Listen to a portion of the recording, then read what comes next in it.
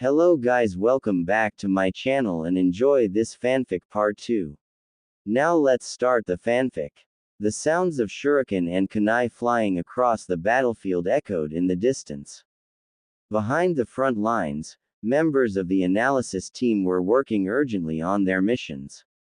Captain, this is the genin with sensory talent, Tobitake Tanbo. He chose to join the analysis team immediately after graduation, Dokuraku Mawashi said, pointing to Tanbo standing behind him. Yamanaka Inoichi looked toward him, raising an eyebrow at the boy who was clearly still very young. Tanbo wore a Konoha forehead protector. However, his eyes, ears, and the back of his neck, essentially his entire head above the headband, were wrapped tightly in grayish-white bandages. Observing the world without using his eyes. It seems his sensory talent is indeed impressive, Inoichi thought. Is that Inoichi senpai? Hello. I am Tobitake Tanbo. Seeing Inoichi look his way, Tanbo immediately straightened his posture, his voice laced with excitement. There's no time for small talk, Inoichi commanded. Mawashi, you take him under your wing. Aim to have him learn the psycho mind transmission, reading mind technique in the shortest time possible. Can you do it? On it, Captain, Mawashi replied, his eyes flashing with intensity. Ah, Tanbo's face fell. He had hoped for direct guidance from a jonin. His senses lingered on Dokuraku Mawashi. This demon instructor of the analysis team was also young right now. Tanbo wondered when Kishimoto had even come up with the setting for this demon instructor. Hopefully, it wasn't a personality trait he possessed yet. Tanbo hadn't expected this. Watching the anime wasn't enough, so he had stayed up all night reading a Naruto fanfic, only to die of exhaustion and transmigrate. Now, he was in the midst of the Third Shinobi World War. He had been forced to graduate at only the 5th grade level. Terrified of dying, he had quickly identified the best place to stay safe, following the path of the original Tobitake Tanbo. A member of the analysis team. They had only one mission. Read the intelligence inside the enemy's brain, organize it, and hand it over to superiors. In times of peace, they were like the two gatekeepers of Konoha. They stayed put where they were needed. It couldn't be better. Mawashi led him to a side area of the encampment. Since it was wartime, the environment was naturally harsh. Here, this is the specific training method for the psycho mind transmission. With your sensory talent, it shouldn't be difficult. If there's anything you don't understand, ask me after I finish my mission. Mawashi tossed him a scroll and left. Tanbo knew the battlefield was an emergency, every second counted. Even his classmates, Might Guy, Ebisu, and Shiranui Genma, had to join the battle immediately. As a logistics specialist, he didn't have the luxury of one-on-one or one-on-three specialized training. He opened the scroll. Peeling back the bandages on his face, he revealed his eyes. He thought learning the execution of the mind-reading technique would be simple. He had underestimated it. Medical devices and equipment. The scroll was filled with dense lines of text and figures. It was incredibly long. However, as he delved deeper into the reading, he realized that beyond the execution method, the scroll listed techniques on how to maximize intelligence retrieval once inside someone's mind. It also detailed methods to prevent the other person's thoughts from invading one's own mind during the process. As he read, the characters seemed to come alive. Tanbo found it exceptionally easy to understand. It wasn't nearly as difficult as he had imagined. Rat, horse, tiger. Once he finished reading, he quickly formed the hand signs.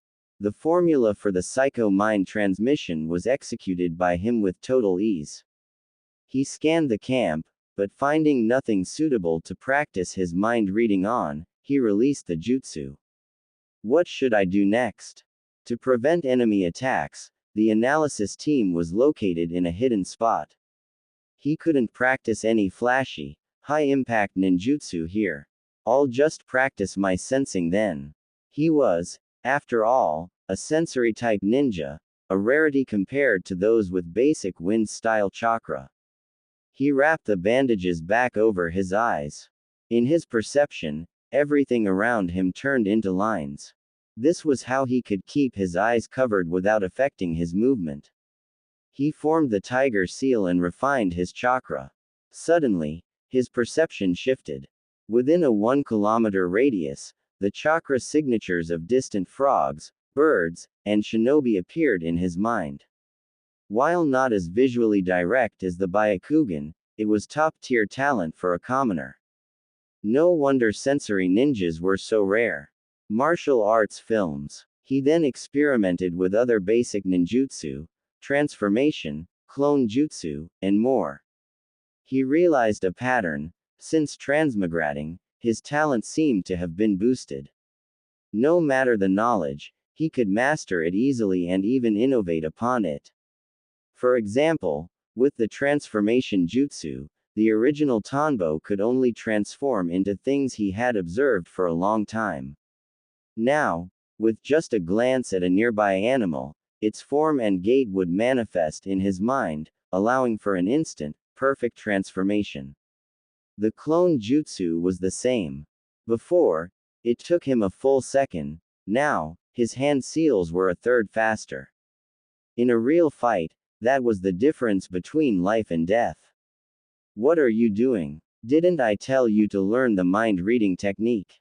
While Tanbo was practicing chakra control by climbing a tree, Dokuraku Mawashi reappeared. Seeing that Tanbo wasn't following his instructions, Mawashi felt a surge of irritation. It was wartime. A ninja who didn't follow orders died easily.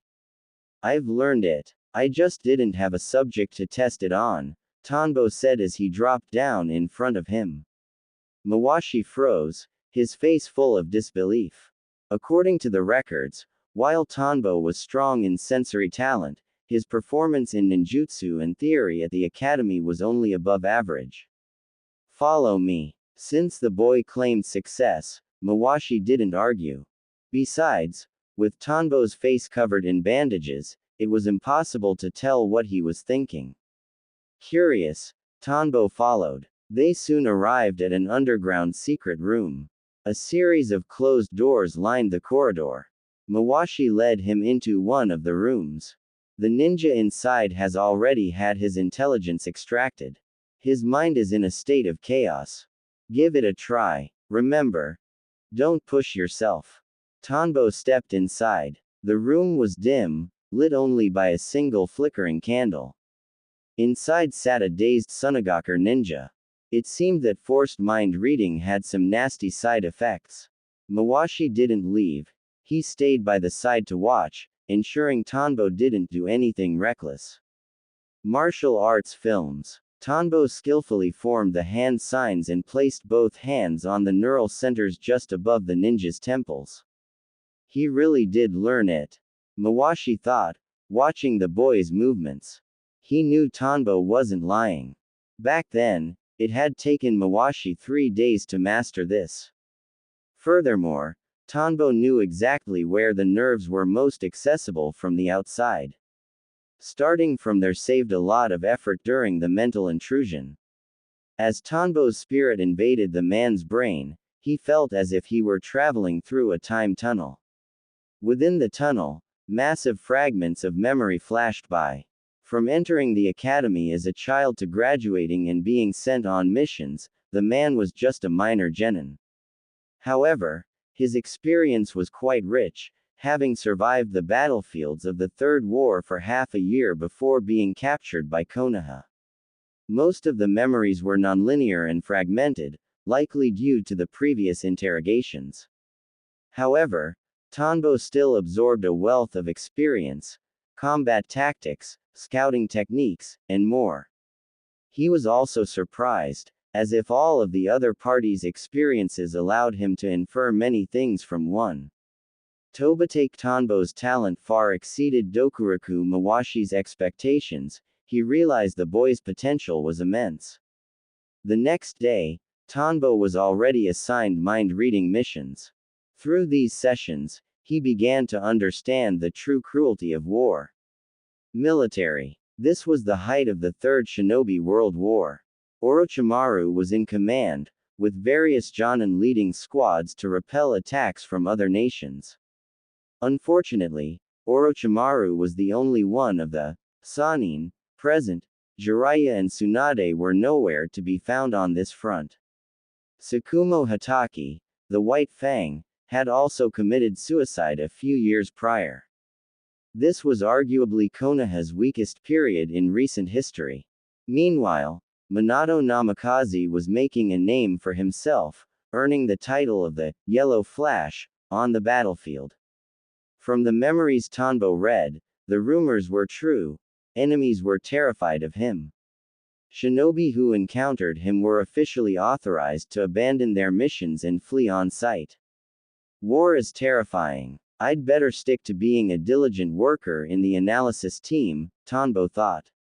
Navigating through various memories only strengthened his resolve. Saving the world was a job for the protagonists of each era. As he read more minds, his psycho-mind transmission grew increasingly proficient, so much so that it startled his captain, Dokuraku Mawashi. In his spare time, Tanbo practiced taijutsu, shuriken jutsu, and kunai throwing with his colleagues. On the battlefield, these were the most practical tools for a genin. During this time, he also met another teammate, Shimon, who was a newcomer just like him. Sigh, I hate war, Shimon lamented. Tanbo replied, I hate it too. But since we've become Konoha shinobi, we have to do our part for the village. Today's mission wasn't heavy. They were assigned to patrol the perimeter of the base in two-man cells. Of course, this was mostly to train the genin, as the analysis team's headquarters was actually guarded by the Anbu. While on duty, Tanbo made sure to express his will of fire to his colleagues from time to time. It was a tool that never failed to be useful. Swoosh, swoosh. The two patrolled the dim forest, scanning their surroundings and occasionally using sensory ninjutsu to detect any potential enemies. This was their daily routine. Tanbo, however, did a bit more. He never forgot to learn while patrolling. Having extracted so many memories, he had acquired unique taijutsu styles and specialized shuriken and kunai techniques from other hidden villages. He benefited greatly from this. But the biggest gains were the scouting experience, code analysis, and tracking methods. It was a true eye-opener. For a ninja, especially a commoner without a Kekkei Genkai, that theoretical knowledge was often more reliable on the battlefield than ninjutsu itself. Wait, something's happening. Suddenly, Tanbo stopped and activated his sensory ninjutsu. A map of chakra signatures within a 2-kilometer radius appeared in his mind. 1 kilometer to the east, a small unit has suddenly appeared. Based on their chakra levels, it's an elite squad. In his sensory vision, over a dozen people had suddenly breached their warning perimeter. The smallest chakra signature among them was roughly equal to their captain, Dokuraku Mawashi. Let's go report to the captain. Even though the Anbu hadn't detected them yet, since they had to report it. Shimon used his own sensory ninjutsu to confirm Tanbo's findings, and the two quickly returned to the analysis team base. Martial arts. Reporting. Situation detected. They found Mawashi and immediately relayed their discovery. Mawashi didn't dare be careless and reported to his superior, the squad leader Yamanaka Inoichi. Within moments, Inoichi appeared, leading 4 squads. Good job. Follow me. The command made Tanbo's brain stall. Was the analysis team actually going into combat? Yes, they really were. However, their role was to block the enemy's escape on the outer perimeter. The main force, led by Inoichi and supported by the patrolling Anbu, would handle the elimination. Blocking the outskirts served as a practical test for the juniors. They hid in the shadows, suppressing their breath. Shimon, it's your first battle. Are you nervous? Tanbo asked. Shimon replied, no, this is a ninja's duty. Tanbo didn't know how to respond to that. In truth, he wasn't nervous either. He had witnessed so many battles while reading intelligence that he had become accustomed to them. He pulled out wire and paper bombs, explosive tags, setting traps nearby. These traps were designed based on his integrated analysis of enemy memories, placed in the most likely paths of retreat. Good lad. I didn't expect your trap-making skills to be this high, Dokuroku Mawashi praised him. As a chunin who had survived several years of war, he could see that Tanbo's traps were of a very high caliber. Tanbo smiled. He felt that his mind in the shinobi world was becoming something akin to Kazuki Urahara or Rukin Ishida from Bleach, though his focus wasn't on scientific research. Clang, clang. Intense fighting broke out in the distance. In Tanbo's perception, different natures of chakra were clashing violently, accompanied by the roar of explosive tags. Since Yamanaka Inoichi was still alive in the original series, Tanbo knew they would win this encounter. Sure enough, a few moments later, several enemies scattered and fled in different directions. One of them headed straight toward their position. Here he comes. The three reacted simultaneously. Following the three-man formation they learned at the academy, they ambushed the escapee's path. Several shuriken appeared in Tanbo's hand. After signaling his teammates, he launched them at clever angles. The intruder wore an Iwagakure, hidden stone, forehead protector. Judging by the situation, he was a chunin with rich combat experience. Therefore, Tanbo chose to attack with projectiles from different angles to test the opponent's reflexes. Indeed, the enemy showed his experience. He dodged two shuriken with a sidestep and deflected another with a kunai, his vigilance never wavering. Suddenly, a massive log swung down from above. The enemy formed hand signs, and rock covered his arm as he punched the log away. More shuriken flew in, this time a coordinated strike from Shimon and Mawashi. Simultaneously, the wire traps Tanbo had designed closed in on him at high speed. The enemy's expression soured, and he suddenly vanished before their eyes. The hidden stone's earth release. Hiding in rock technique. Tanbo immediately identified the jutsu. However, time to test if this move works. He thought of a technique he had only practiced a few times, meant for dealing with diverse enemies. He hadn't expected to use it so soon. His hands blurred into seals. Earth release. Earth turning to steel. He was a specialized sensory ninja. Such a level of underground travel couldn't hide from him. He slammed his palm onto the ground above the tunneling enemy. Visibly, the soil beneath him shifted into solid rock. This was a C-rank jutsu, not widely used, but a perfect counter for earth release tunneling. Tanbo, the higher-ups have officially credited us with an A- rank mission for that last one. You really are my lucky star. Dokuroku Mawashi chuckled as he spoke to Tobitake Tanbo, his face full of joy. Hearing this, Tanbo was also quite satisfied.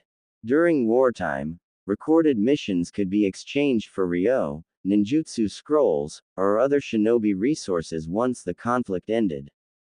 For an A-rank mission, the standard rate usually started at least 1,000,000 ryo.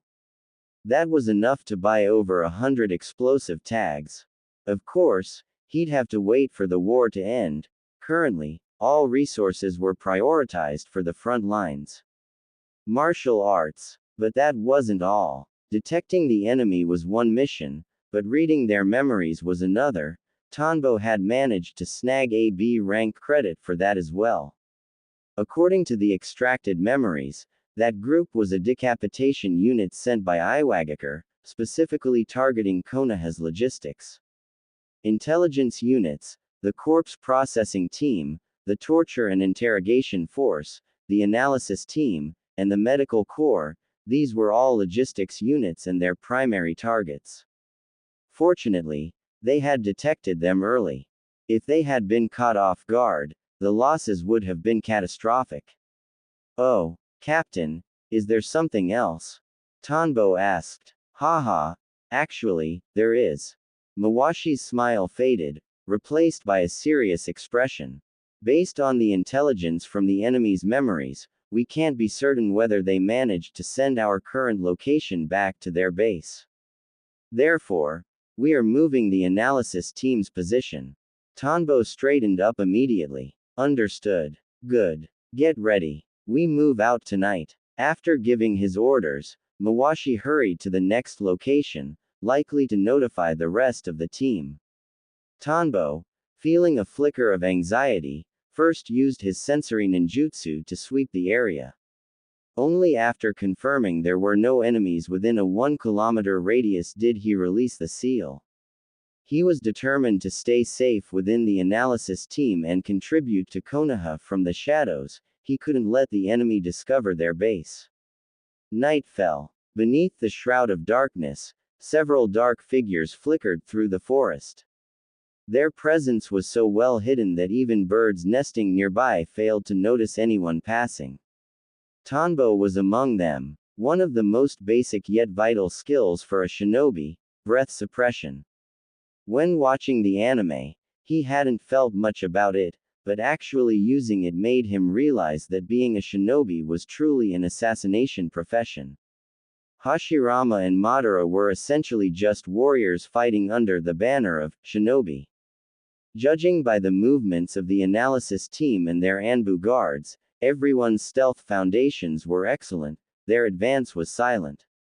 Even Shimon, a fellow genin, performed flawlessly. At this moment, Tanbo couldn't help but wonder, how did Naruto ever manage to graduate? Was it really just because of the multi-shadow clone jutsu? It was likely political necessity that pushed his graduation. Otherwise, mere clones wouldn't meet the basic standards of a genin. Frankly, even now, Tanbo felt he had plenty of ways to deal with Naruto's clones, partly due to his future knowledge, he thought confidently. Anime and manga. Given the characteristic of shadow clones, transferring experiences back to the original body upon dispersal, they were actually easy to counter. For instance, he could reverse the use of psycho-mind transmission to funnel his own agonizing thoughts into the clone. Even if the clone vanished, the pain wouldn't. Psycho-mind transmission. Pain. Lately, to survive this war, he had been doing everything possible to grow stronger. Since he lacked a Kekkei Genkai and his chakra reserves were only at the level of an average genin, he focused on maximizing his strengths. Aside from practicing different nature transformations, he developed a combat style suited to his advantages. Sensing and spiritual energy were his forte, so that became his focus. Psycho-mind transmission. Pain involved collecting the suffering he encountered while reading the minds of numerous shinobi, physical pain, mental trauma, the loss of family or friends, the agony of torture, and sealing those pain signals in his mind. Then, using genjutsu, he could transmit that concentrated agony directly into an enemy's heart. He only needed a split-second opening to end it with a kunai to the chest. While powerful shinobi could likely regain control quickly, shinobi battles were high-mobility affairs, a single moment was all it took. Indeed, his path to power was genjutsu. In the anime, the ceiling for genjutsu was the Sharingan. Aside from that, the highest-tier practitioners were Kurenai Yuhi and her father, Shinku Yuhi. While others might not find non-Sharingan genjutsu impressive, Tanbo was confident that with his talent, he could eventually hold his own against someone like Itachi Uchiha. At the very least, reaching Jonin level shouldn't be a problem. If things got too dangerous, he'd just stay hidden and let the children of the prophecy handle the enemies. Swoosh, swoosh. We've arrived. Everyone, set up camp. Move quickly. Anbu guards and sensory ninja, patrol the perimeter. Ensure no intelligence reaches the enemy. Yes, sir. Following the orders of Yamanaka Inoichi, the analysis team leader, everyone moved with disciplined efficiency. As a sensory ninja, Tanbo was assigned to an Anbu squad for patrol and search duties. Several days passed since the relocation, and the analysis team returned to its routine. Tanbo clocked in for work every day, using his free time to practice ninjutsu and taijutsu, as well as developing his genjutsu. Much of his knowledge came from the minds he read. After integrating and organizing the information, he had devised a training regimen for himself. This was actually part of the analysis team's work. If they extracted a jutsu Konoha didn't have, or a simplified set of hand seals, reporting it earned rewards. His chakra was also growing faster.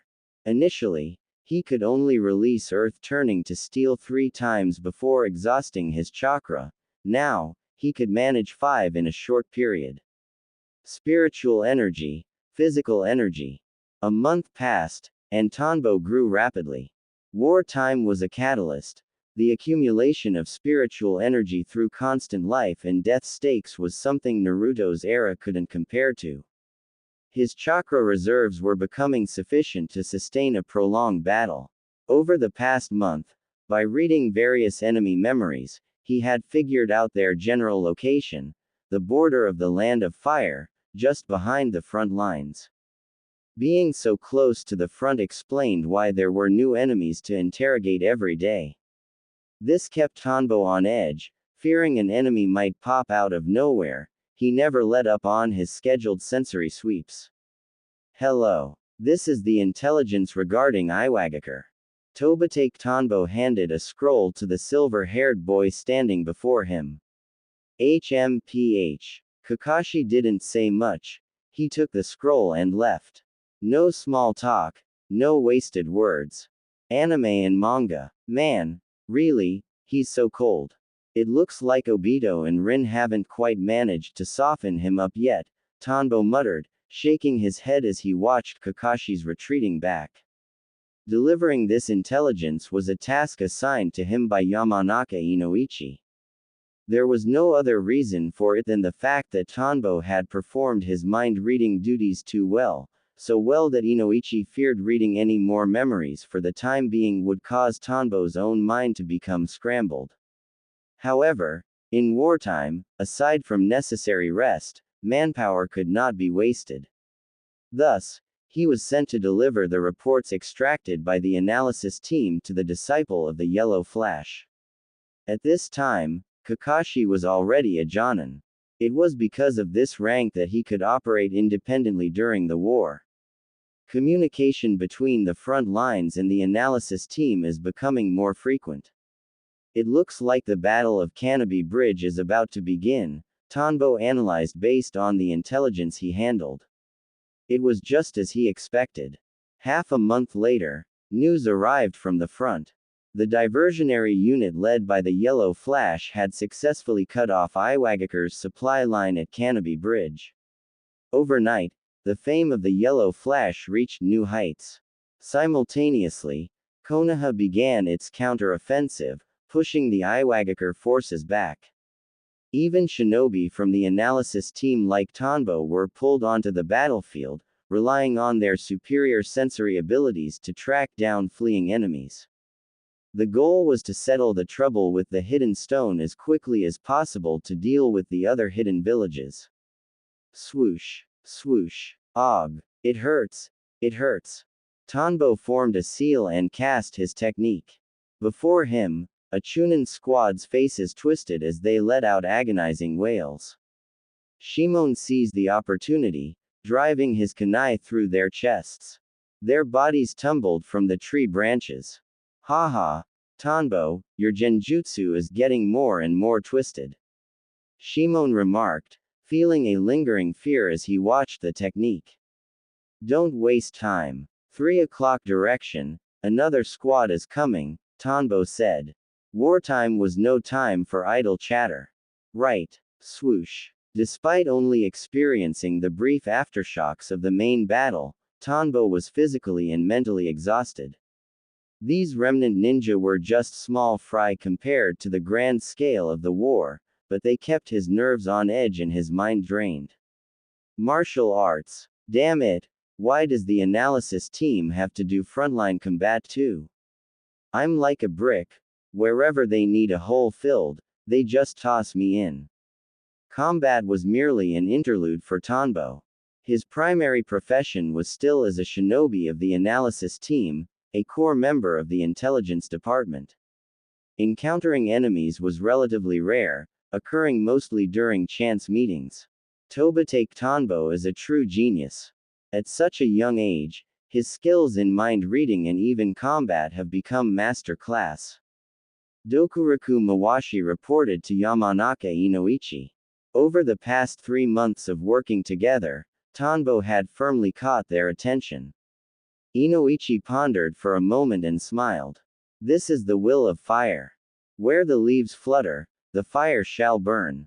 I have already submitted the application. Tanbo has been outstanding these past few months. I believe he is ready for promotion to Chunin. Understood. Mawashi was genuinely happy for his subordinate. What? I've been promoted to Chunin. The shocking news reached Tanbo's ears. Mawashi nodded. That's right. Your performance has been excellent. Lord Third has personally authorized your promotion. Is it really that easy? Tanbo wondered. By the way, the fighting with Iwagakure has ended. In a few days, we'll be heading back to the village, Mawashi added. Ah, finally, we can go home. Those damn memories were driving me crazy. Tanbo breathed a heavy sigh of relief. His talent was great, yes, but reading the memories of others was not something a normal person could handle easily. A shinobi truly had to be one who could endure. Unlike the anime, every job a ninja did was grueling. In the analysis team, when there were enemy brains, they read minds. When there weren't, well, in war, there was no such thing as free time. They had to help with patrols. On the yellow dirt road, a line of carriages moved along. Surrounding them were shinobi wearing Konoha forehead protectors, with scouts patrolling the vicinity. Martial arts. Thanks to the yellow flash, the trouble with the stone was settled so quickly. True. And his team members, the White Fang's son, Kakashi. I heard he's already a Jonin and even developed his own original ninjutsu. A shame, though, I heard one of his teammates sacrificed his life. Sigh. That's just how it is. People die in war. I've gone through several sets of teammates myself. Walking with the group, Tanbo overheard the idle talk of the other ninja. So he really did die. The current Kakashi must have already been fitted with his Sharingan. It was enviable, getting a Kekkei Genkai for free. Of course, Tanbo had no intention of grafting someone else's bloodline onto himself. As he chewed on his dry rations, he thought to himself, if a ready-made Sharingan were right in front of me, what would I do? He'd likely hand it over to the village in exchange for some high-level genjutsu created by the second Hokage. If Senju Tobarama could create genjutsu to counter the Sharingan, why should Tanbo feel inferior? Bloodline limits like that were just magnets for trouble. Since he knew the general plot, he figured he'd just stay burrowed in the analysis team, waiting for the protagonists to grow up and fix everything. According to the original story, Tanbo, Shimon, and Captain Mawashi were all characters who survived until the very end. The very end. Wait. Didn't the headquarters get obliterated by the Ten-Tailed Beast bomb later on? Tanbo instantly grew tense. He still had to work hard to grow. He had to ensure that during the final battle against the Ten Tails, that tailed beast bomb wouldn't hit the HQ. Captain Tanbo, what are you thinking about? Shimon teased, patting his shoulder. Tanbo grimaced. Please, just call me Tanbo. Or, Tanbo-kun. Don't call me Captain. Thank you. Tanbo Tobitake observed the scene. He saw a black-haired woman with a pregnant belly and a bright smile. When she spotted Inoichi, her face lit up with joy. Inoichi hurried forward, supporting her carefully as if terrified she might trip. So that's Boss Inoichi's wife. The mother of the future Ino Yamanaka. It looks like she's carrying Ino right now. He also saw other teammates being greeted by loved ones. Just then, a clean-cut, smiling middle-aged man appeared. He looked to be in his 30s but was missing an arm. Upon seeing Tanbo, he walked over. Good lad. Looks like you've grown quite a bit on the battlefield. Dad, don't underestimate me. I'm just like you now, a member of the analysis team. And I've even studied under Lord Inoichi, Tanbo said with a proud smile. This was his father, Tosei Tobitake. He had once been a classmate of the White Fang, Tsukumo Hatake, until his arm was severed in battle. Unable to weave hand seals, he retired, which eventually led to Tanbo's birth. The reason the original Tanbo knew so much about Yamanaka Inoichi and admired him was because of the ninja stories Tosei had drilled into him. Very good. As expected of my son. You didn't get scolded by your superiors, did you? Tosei teased. He was very satisfied that his son had inherited his talent. Give me a break. Do you think I'm like you? Going to the hospital from memory overload the first time I used mind reading. Your son is already a chunin now. What? It really is my superior genes. HMPH. Damn it, back then I was only a little bit behind Lord White Fang. Is my son going to be a little bit behind his son too? After registering, Tanbo followed his father back home. It was a two-story residential building that followed the standard Konoha architectural style, a blend of ancient and modern, built entirely of wood. Entering the front door, he saw numerous dragonfly trinkets made from various plants hanging around. It felt very warm and welcoming. Anime and manga. Throwing his luggage into his room, Tanbo finally felt a long overdue sense of relaxation. He collapsed onto his bed and fell fast asleep. Tosei didn't disturb him. Only after becoming a shinobi and experiencing war could one truly appreciate the value of peace. In his own room, Tosei used his dexterous right hand to craft another dragonfly from reeds and hung it on the eaves. The eaves were already crowded with dragonfly models, 125 of them, to be exact. Ah, it's already the next morning. Tanbo stretched, enjoying the first peaceful sleep he'd had in ages. After brushing his teeth and eating a breakfast filled with his father's affection, he headed out. Do fish have depressing memories too? At Konoha's training ground number 98, beside a wide, flowing stream, Tanbo was performing a jutsu on a palm-sized fish. Under the influence of the technique, the fish's eyes gradually began to show a hint of sadness. However, after only a moment, they returned to their normal, vacant stare. It seems psycho-mind transmission. Depression still needs improvement. Having finally settled back into the village, Tanbo had begun a series of ninjutsu experiments. At the top of his list was genjutsu. After developing psycho-mind transmission, pain on the battlefield, a genjutsu that forced enemies into a state of agony, he had become thoroughly interested in this field. The difficulty of psycho-mind transmission, pain lay in grasping a creature's emotional trauma and the physical nerves that generate pain. His theory was that by manipulating the interaction between the target's pain receptors and the brain, he could force the conscious mind to trigger pain signals, thereby causing a real physiological impact on the body. For the most part, his experiments had been successful. Now, he wanted to develop depression. This involved using genjutsu to make the brain send out signals of despair and apathy, creating lethargy in the body's nerve cells to find an opening for a one-hit. But clearly, Judging by this fish, the effect was only fleeting. He was missing something. Yo, young man, are you practicing genjutsu on a fish? Poof. Tanbo felt his heart nearly leap out of his chest. The voice came from right next to his ear. If this person meant him harm. Trembling slightly, he slowly turned his head. He pushed up his forehead protector and peeled back the bandages covering his eyes. An elderly man appeared before him, sporting a pointed goatee. Lord Third Hokage. Standing there was indeed the third Hokage of Konoha, Hiruzen Sarutobi.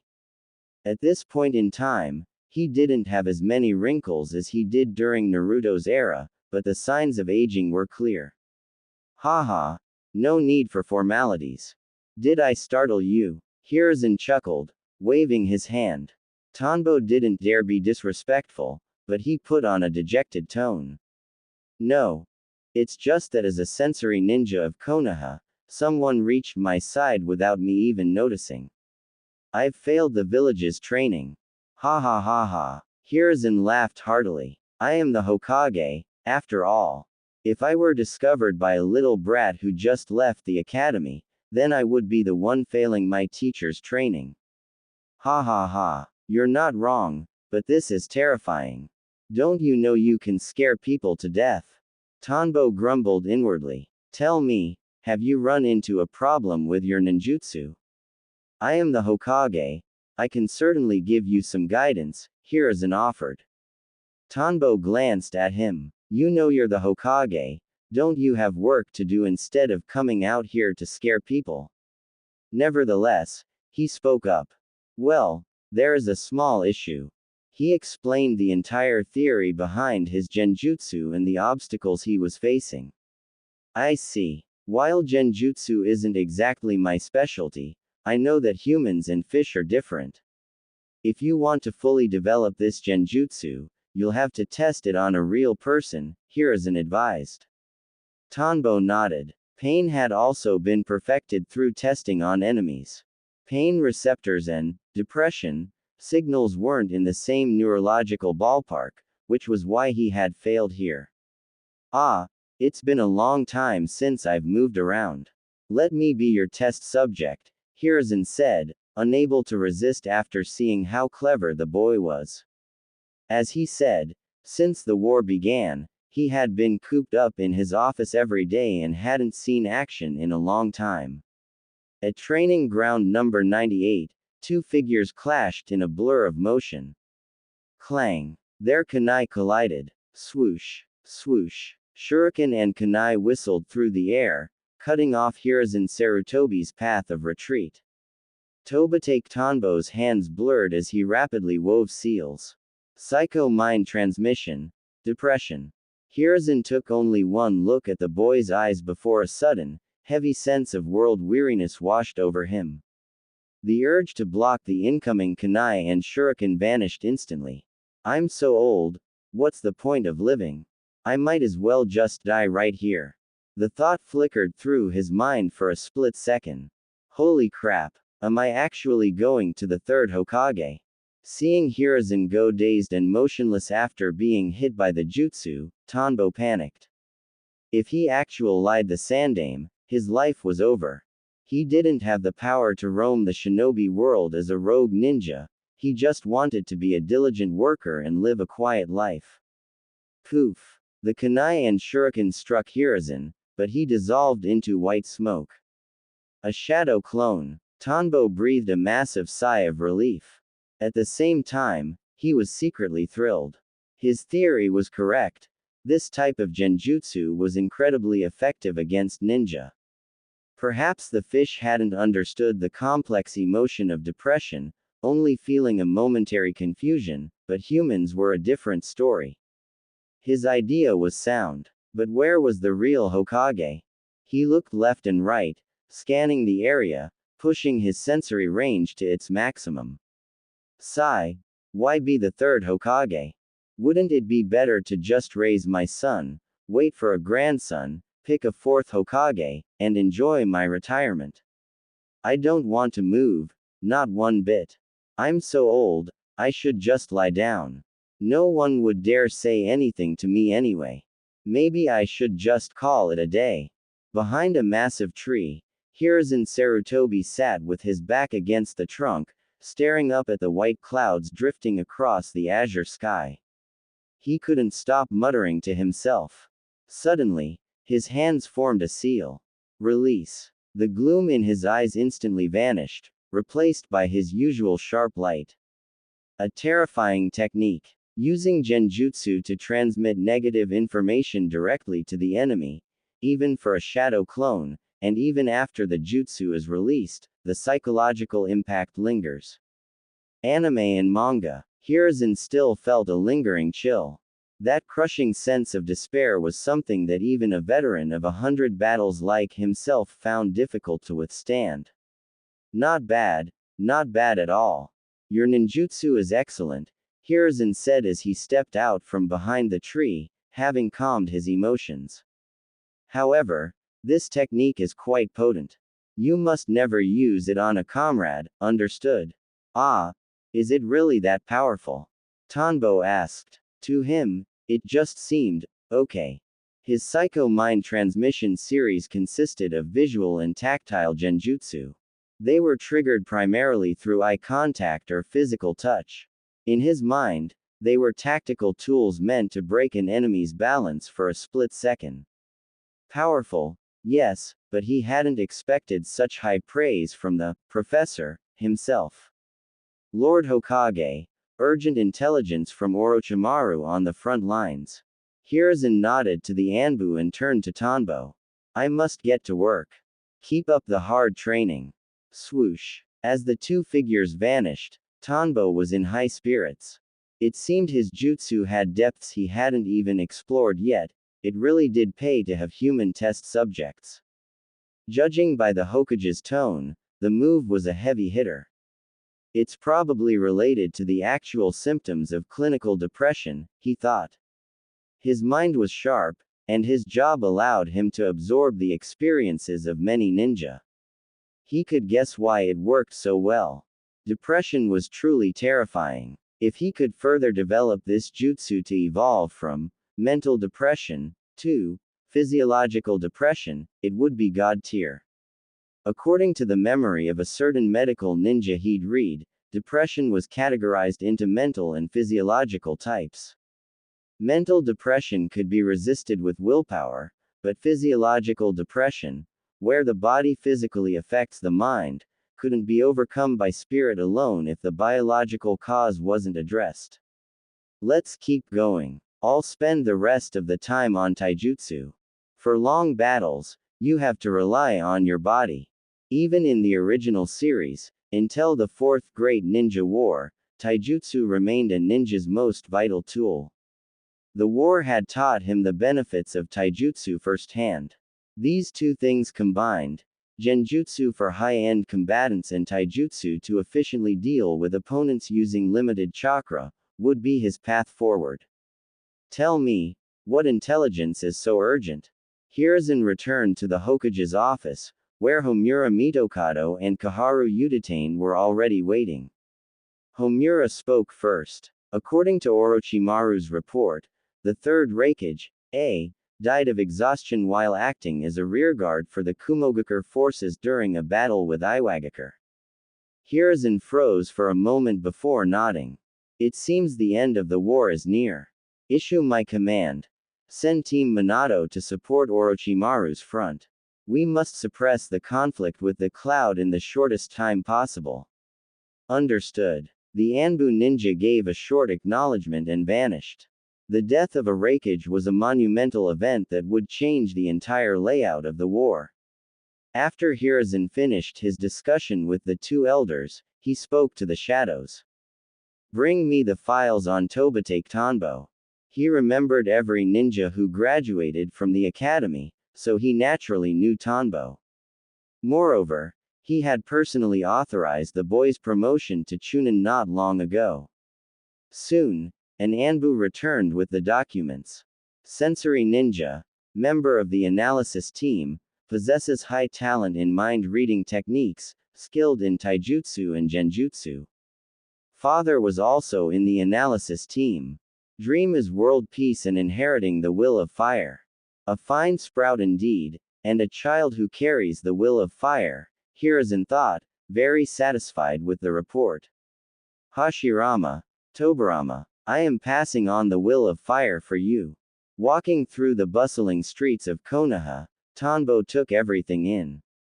He held a popsicle, licking it slowly as he thought about his encounter with the third. He knew the Hokage giving him personal guidance definitely had a purpose behind it. But he didn't care. He would just work quietly and find a wife who was gentle, virtuous, beautiful, and rich. He'd have 2 sons and 2 daughters and watch them grow up. That was his real dream. However, he needed to keep leveling up his survival skills. If that had been an aggressive ninja instead of the Hokage, he might have died before he could even react. It showed the sheer gap in power. A Hokage-level shinobi could walk right up to a sensory ninja without being noticed. Martial arts. Wait. Ichiraku ramen. Suddenly, he saw a very familiar storefront. He reached into his pouch and counted his coins. He had plenty of money, so he decided to head in. He wanted to experience the place the protagonist group loved so much. He was a worker, and he'd always be a worker. Working was just a means to earn money and eat good food. Tyuki looked at the forehead protector and the bandages wrapped around the boy's head without much surprise. He had seen people who wrapped the bottom half of their faces. Wrapping the top half wasn't much stranger. Anime and manga. Ah, you mean this? I'm in the logistics group. I just got back from the Iwagakure front. Heh heh, I actually racked up quite a few merits. Tanbo laughed. Ayame turned to him and said, Big brother, my name is Ayame. What's yours? And why are you wearing bandages? Is it because you aren't handsome? Nonsense. I was the most handsome guy in the academy. Whether it's the taijutsu genius Might Guy, the super genius Kakashi, Uchiha Inabi of the Uchiha clan, or the model student Hayama Shirakumo, when it comes to looks, they're all losers compared to me. I only cover my face because I don't want them to feel inferior. Hearing Ayame suggest he wasn't good looking, Tanbo immediately grew indignant. He listed the more famous guys from school, sounding more confident with every name. His tone was full of spirit. He, you're bragging. I haven't seen Kakashi since he wears a mask, but I've seen Hayama Shiragumo and Uchiha Inabi. Ayame was young, but she wasn't stupid. She didn't believe a word of his boasting. Slurp.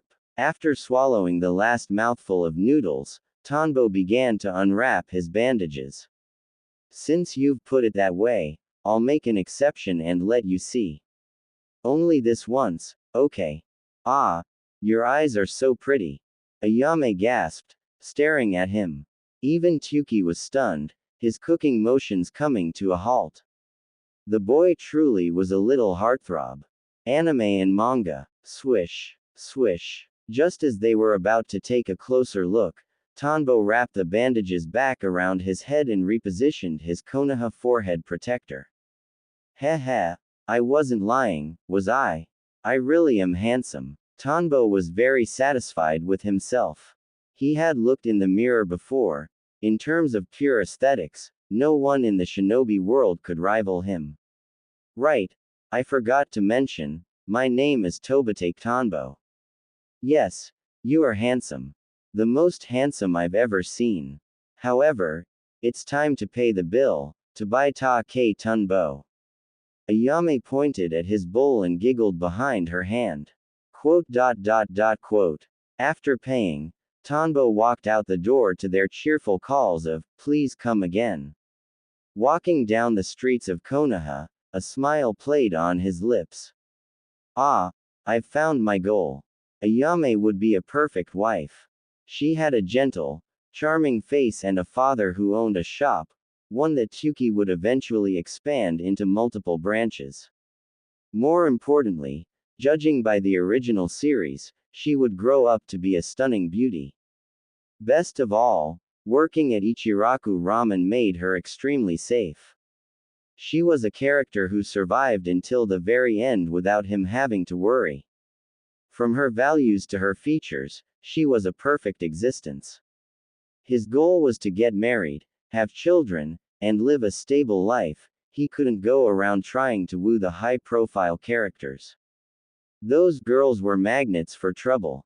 Only Ayame was right for him. It was decided. From now on, his favorite foods would be yakitori, grilled rice balls, and Ichiraku ramen. Swoosh, swoosh. Suddenly, several figures flickered across the rooftops of Konoha without any attempt at concealment.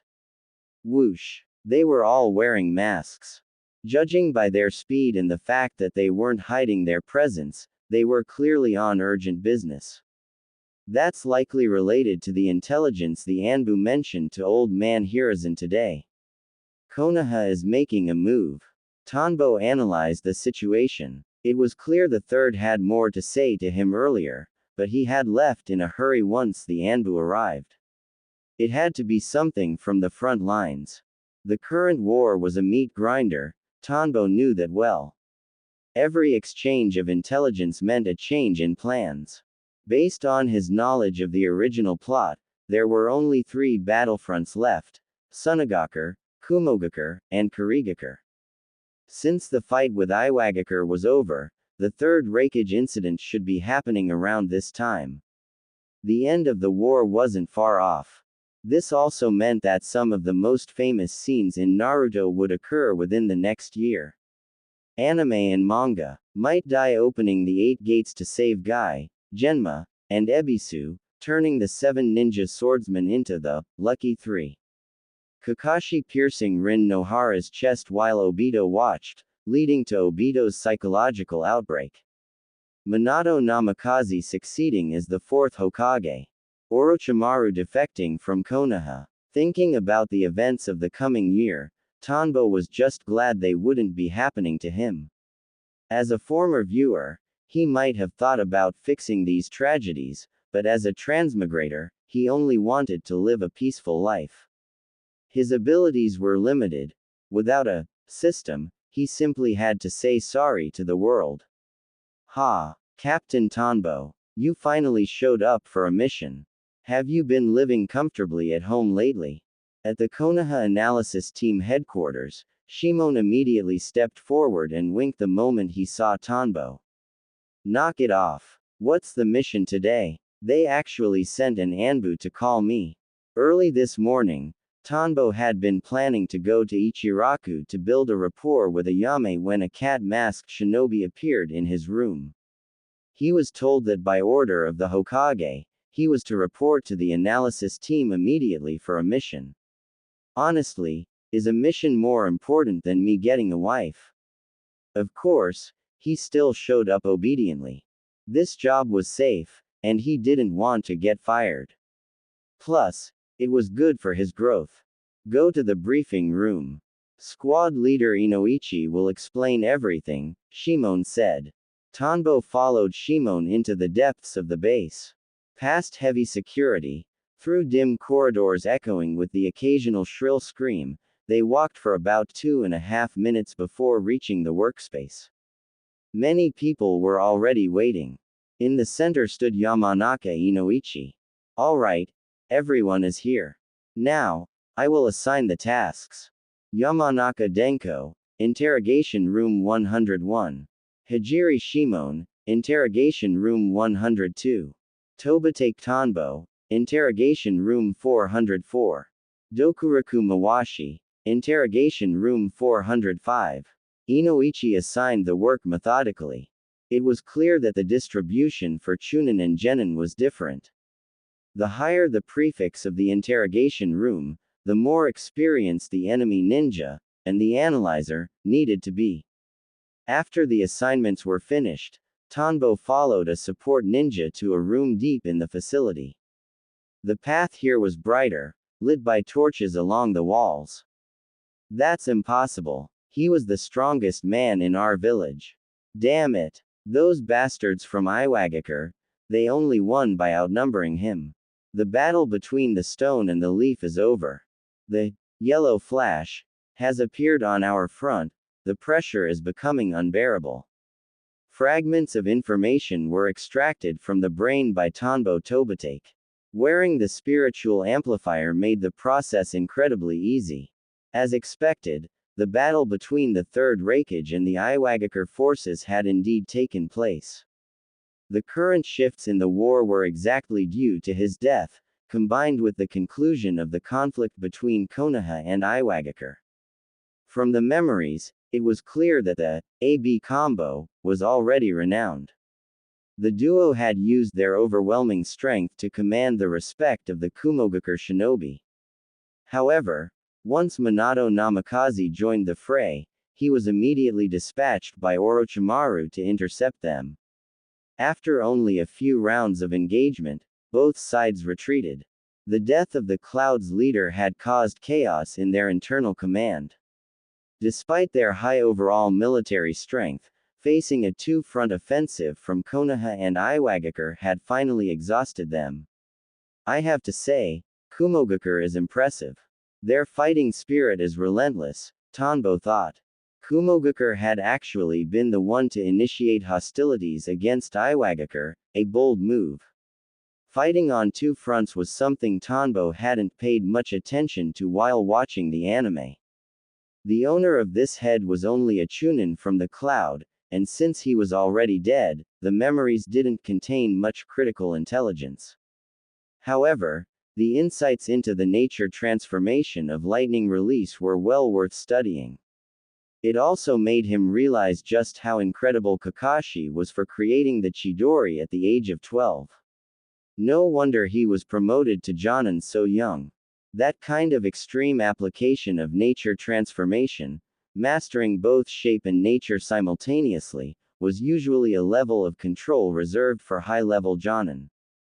The techniques involved weren't just about turning chakra into electricity, there were layers of complexity. It seemed that trying to self-teach the Chidori just for fun was going to be impossible. The Rasengan was equally out of reach. If Chidori was the peak of nature transformation, then Rasengan was the peak of shape transformation. He had tried a few months ago. Although his chakra reserves weren't massive, he wanted to pay homage to the original protagonist's signature technique. He quickly discovered that the technique involved far more nuances than the simple explanation Jiraiya gave in the original series. The anime likely simplified the process for the sake of the plot, leaving out many technical details. Once the reading was finished, Tanbo took a pen and paper and wrote down the extracted intelligence one by one. He was meticulous, recording everything from complete segments to broken phrases, from childhood habits to ninjutsu training. He performed his duties as a worker to perfection. In the analysis team, once the intelligence was written down, the documents were passed to superiors. They would then summarize all the data, extract the vital bits, and hand them over to the Anbu, who delivered them to the Hokage. After handing over the files, the support ninja spoke up. "Oh, right. Inoichi mentioned that since this is your first time in the Konoha Analysis headquarters, you might not be familiar with all the procedures. He asked me to inform you." "Huh, is there more?" Tanbo asked. "I've finished the work, shouldn't I be heading home for dinner?" Because enemies had specialized corpse processing units to prevent intelligence leaks, the analysis team didn't actually have as much work as one might imagine, except during peak combat periods. It's like this. While working within the village, the volume of mind-reading tasks is generally low. To ensure resources aren't wasted, you are encouraged to visit the analysis team's library. It contains many courses on intelligence analysis which are vital for a ninja of your specialization. The ninja continued, "Of course, if you aren't interested in that, you can also take on simple tasks to assist the village." He then listed a variety of odd jobs Tanbo could do during his downtime. Tanbo understood immediately. Essentially, analysis team members were like bricks. used wherever a gap needed filling. No wonder in the anime, the leaf gatekeepers were always seen doing logistics, gate guarding, or proctoring exams. Speaking of which, Azumo Kamizuki and Katetsu Hagane were my classmates. I wonder how they're doing. Entering the analysis team library, Tanbo looked around. It was roughly the size of a football field, with row after row of bookshelves. He flipped through a book at random. It was filled with past case studies on intelligence analysis, macro analysis, logical analysis, micro analysis. It was comprehensive, focusing on starting big, filling in the small details, and using logic to leave no stone unturned. Books. It wasn't just one subject, either. It was supported by mathematics, geography, medicine, logic, ninjutsu theory, and sealing arts. If you wanted to know an enemy's travel time, you needed geography and math, combined with standard shinobi movement speeds, to calculate the distance from their base. Tanbo's mind was sharp, and he found the reading fascinating. Before long, he was completely immersed. As they say, if you understand it, it's enthralling, if you don't, it's a bore. He was definitely enthralled. Days turned into weeks. Each day at the analysis team involved mind reading and intelligence processing. After work, Tanbo would visit Ichiraku Ramen. His father, Tosei Tobatake, began to wonder if there was something wrong with him. What about my home-cooked meals? Tosei even followed him once to see where he was eating. When he saw Yame at Ichiraku, Tosei felt a wave of relief. His son had grown up, not just into a chunin, but he was already looking for a wife. From then on, Tosei only cooked for himself. Aside from work, Tanbo practiced and developed his ninjutsu. With his high talent and the occasional complete jutsu found in enemy memories, he wasn't going to waste any opportunity. He even used some of his earnings to exchange for genjutsu scrolls from the village. After all, those stone-willed Iwagakure ninja and the hot-headed Kumogakure brutes weren't exactly masters of the subtle arts. Through the memories he read, Tanbo watched the war slowly wind down. First, Kumogakure withdrew its troops to defend its own territory. Next, Iwagakure retreated following the Cloud's withdrawal. Sunagakure elected Rasa as the fourth Kekkei, and he submitted a letter of surrender, taking the burden of the village upon his shoulders. Haha, Minato truly lives up to his reputation as Lord Jiraiya's disciple. He actually managed to sway the tide of over half the battlefield single-handedly. Inoichi Yamanaka had brought several subordinates here to treat them for their hard work over the past few days. Gulp. Tanbo Tobatake stuffed a grilled chicken wing into his mouth. Ever since he decided to pursue Ayame, it had been a long time since he'd treated himself to barbecue. Hearing the department head's words, he smiled and remarked, "Indeed.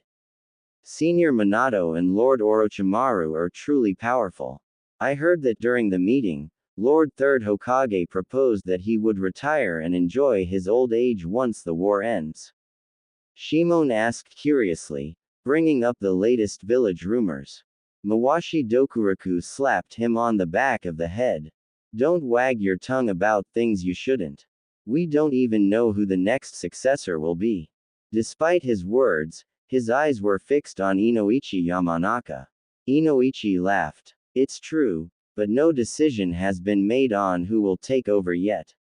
There's no need to say it. It will definitely be a choice between Lord Orochimaru and Senior Minato Namikaze," Tanbo stated confidently. Very confidently. Inoichi Yamanaka showed appreciation for his analysis. Currently, the most likely candidates were indeed the third's disciple, Orochimaru, and Minato Namikaze. These two had the greatest merits and the loudest fame in this war. One won the Battle of Kikyo Pass, and the other won the Battle of Kanobi Bridge. Both were exceptionally strong jonin. However, the fact that Tanbo realized this surprised him. For someone in the intelligence department to deduce this simply from the single data point of the third's retirement was impressive. It seems he really is suited to be a member of the analysis class, Inoichi thought, becoming more satisfied with Tanbo. The others thought about it and found it made sense. Come, cheers. In a few days, Lord Orochimaru and the others will return. Prepare yourselves to attend the funerals. Yes, sir. The war was over. The troops were returning to the village. Whoosh, whoosh. Training ground number 98. Ah, a miserable scream rang out, as if someone had seen something terrifying. Hey, can you practice dispelling genjutsu once in a while? You're a sensory ninja. You have talent in this area, you know. Tanbo felt quite speechless as he released the hell viewing technique he had cast on Shimon. After the technique was lifted, Shimon snapped back to reality, looking at Tanbo with lingering fear. I have been practicing. You're just a freak. How do you make your genjutsu so hard to break? I clearly dispelled it, but then I fell right back in. Is that so? I guess I'm just too strong. Tanbo scratched his head. To make Shimon lose his composure with a simple genjutsu meant the past few days of training hadn't been wasted. You still haven't said how you did it, Shimon asked curiously. He had disrupted his chakra exactly as they were taught in the academy. Why did he get caught again? Tanbo pointed to his head. Because I modified the Temple of Nirvana jutsu.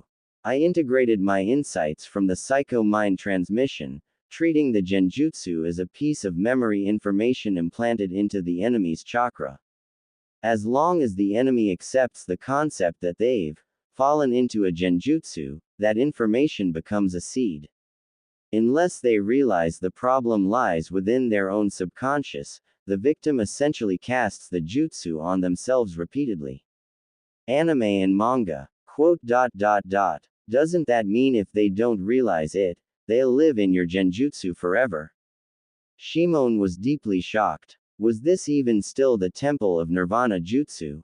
HMPH, serves you right for still being a genin. As long as you have no fear, you won't get caught, Tanbo said, very satisfied. The experiment was a success. How can someone have no fear? Shimon muttered. Just now, he had seen himself struck by a stray shuriken on the battlefield, dying on the spot. Tanbo continued. I'll teach you another way to deal with it. This technique has a glaring weakness.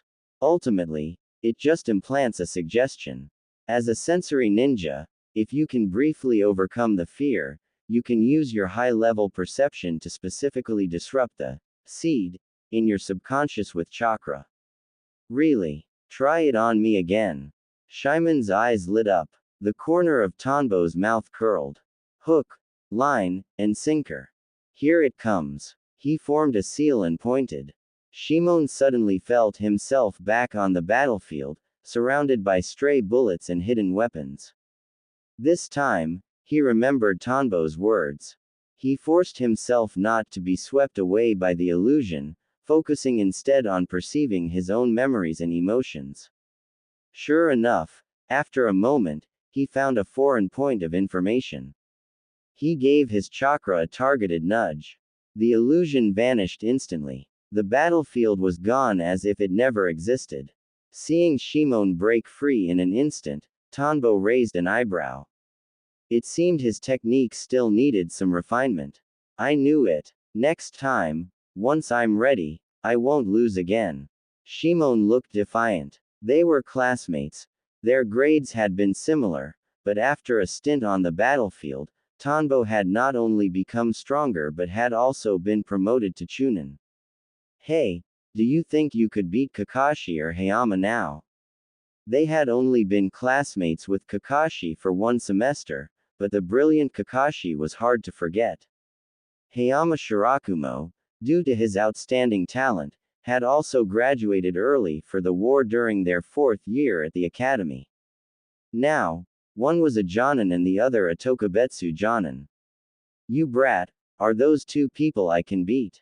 They're already Jonin. Tanbo felt Shimon was trying to use others to vent his frustration.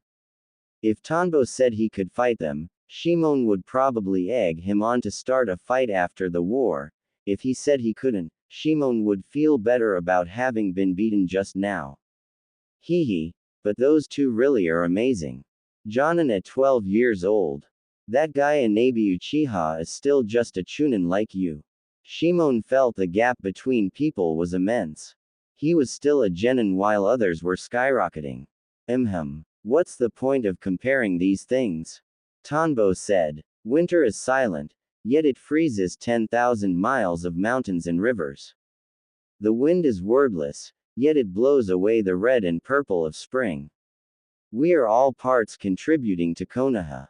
No one is nobler than another, they just have better talent and thus, greater responsibility. If you want to compare yourself to them, compare your contributions, not useless combat power. Combat power is for stopping enemies and securing survival, it's not a luxury item for vanity or measuring yourself against your comrades. As Tanbo spoke, he thought to himself, promoting the will of fire must be done at all times, because this is the correct answer for the next version of Konoha. Hearing this, Shimon felt himself instantly fired up. Tanbo was right, he too was silently contributing to Konoha. Unknown to them, their conversation was being watched. Hiruzen Sarutobi, having finished his busy workload, had thought of the boy with the bandage wrapped around his head. He had used the telescope technique to take a look and happened to overhear their exchange. Tobitake Tanbo was in the middle of reading a memory when he suddenly sensed a sharp vibration. The tremor was faint, but distinct.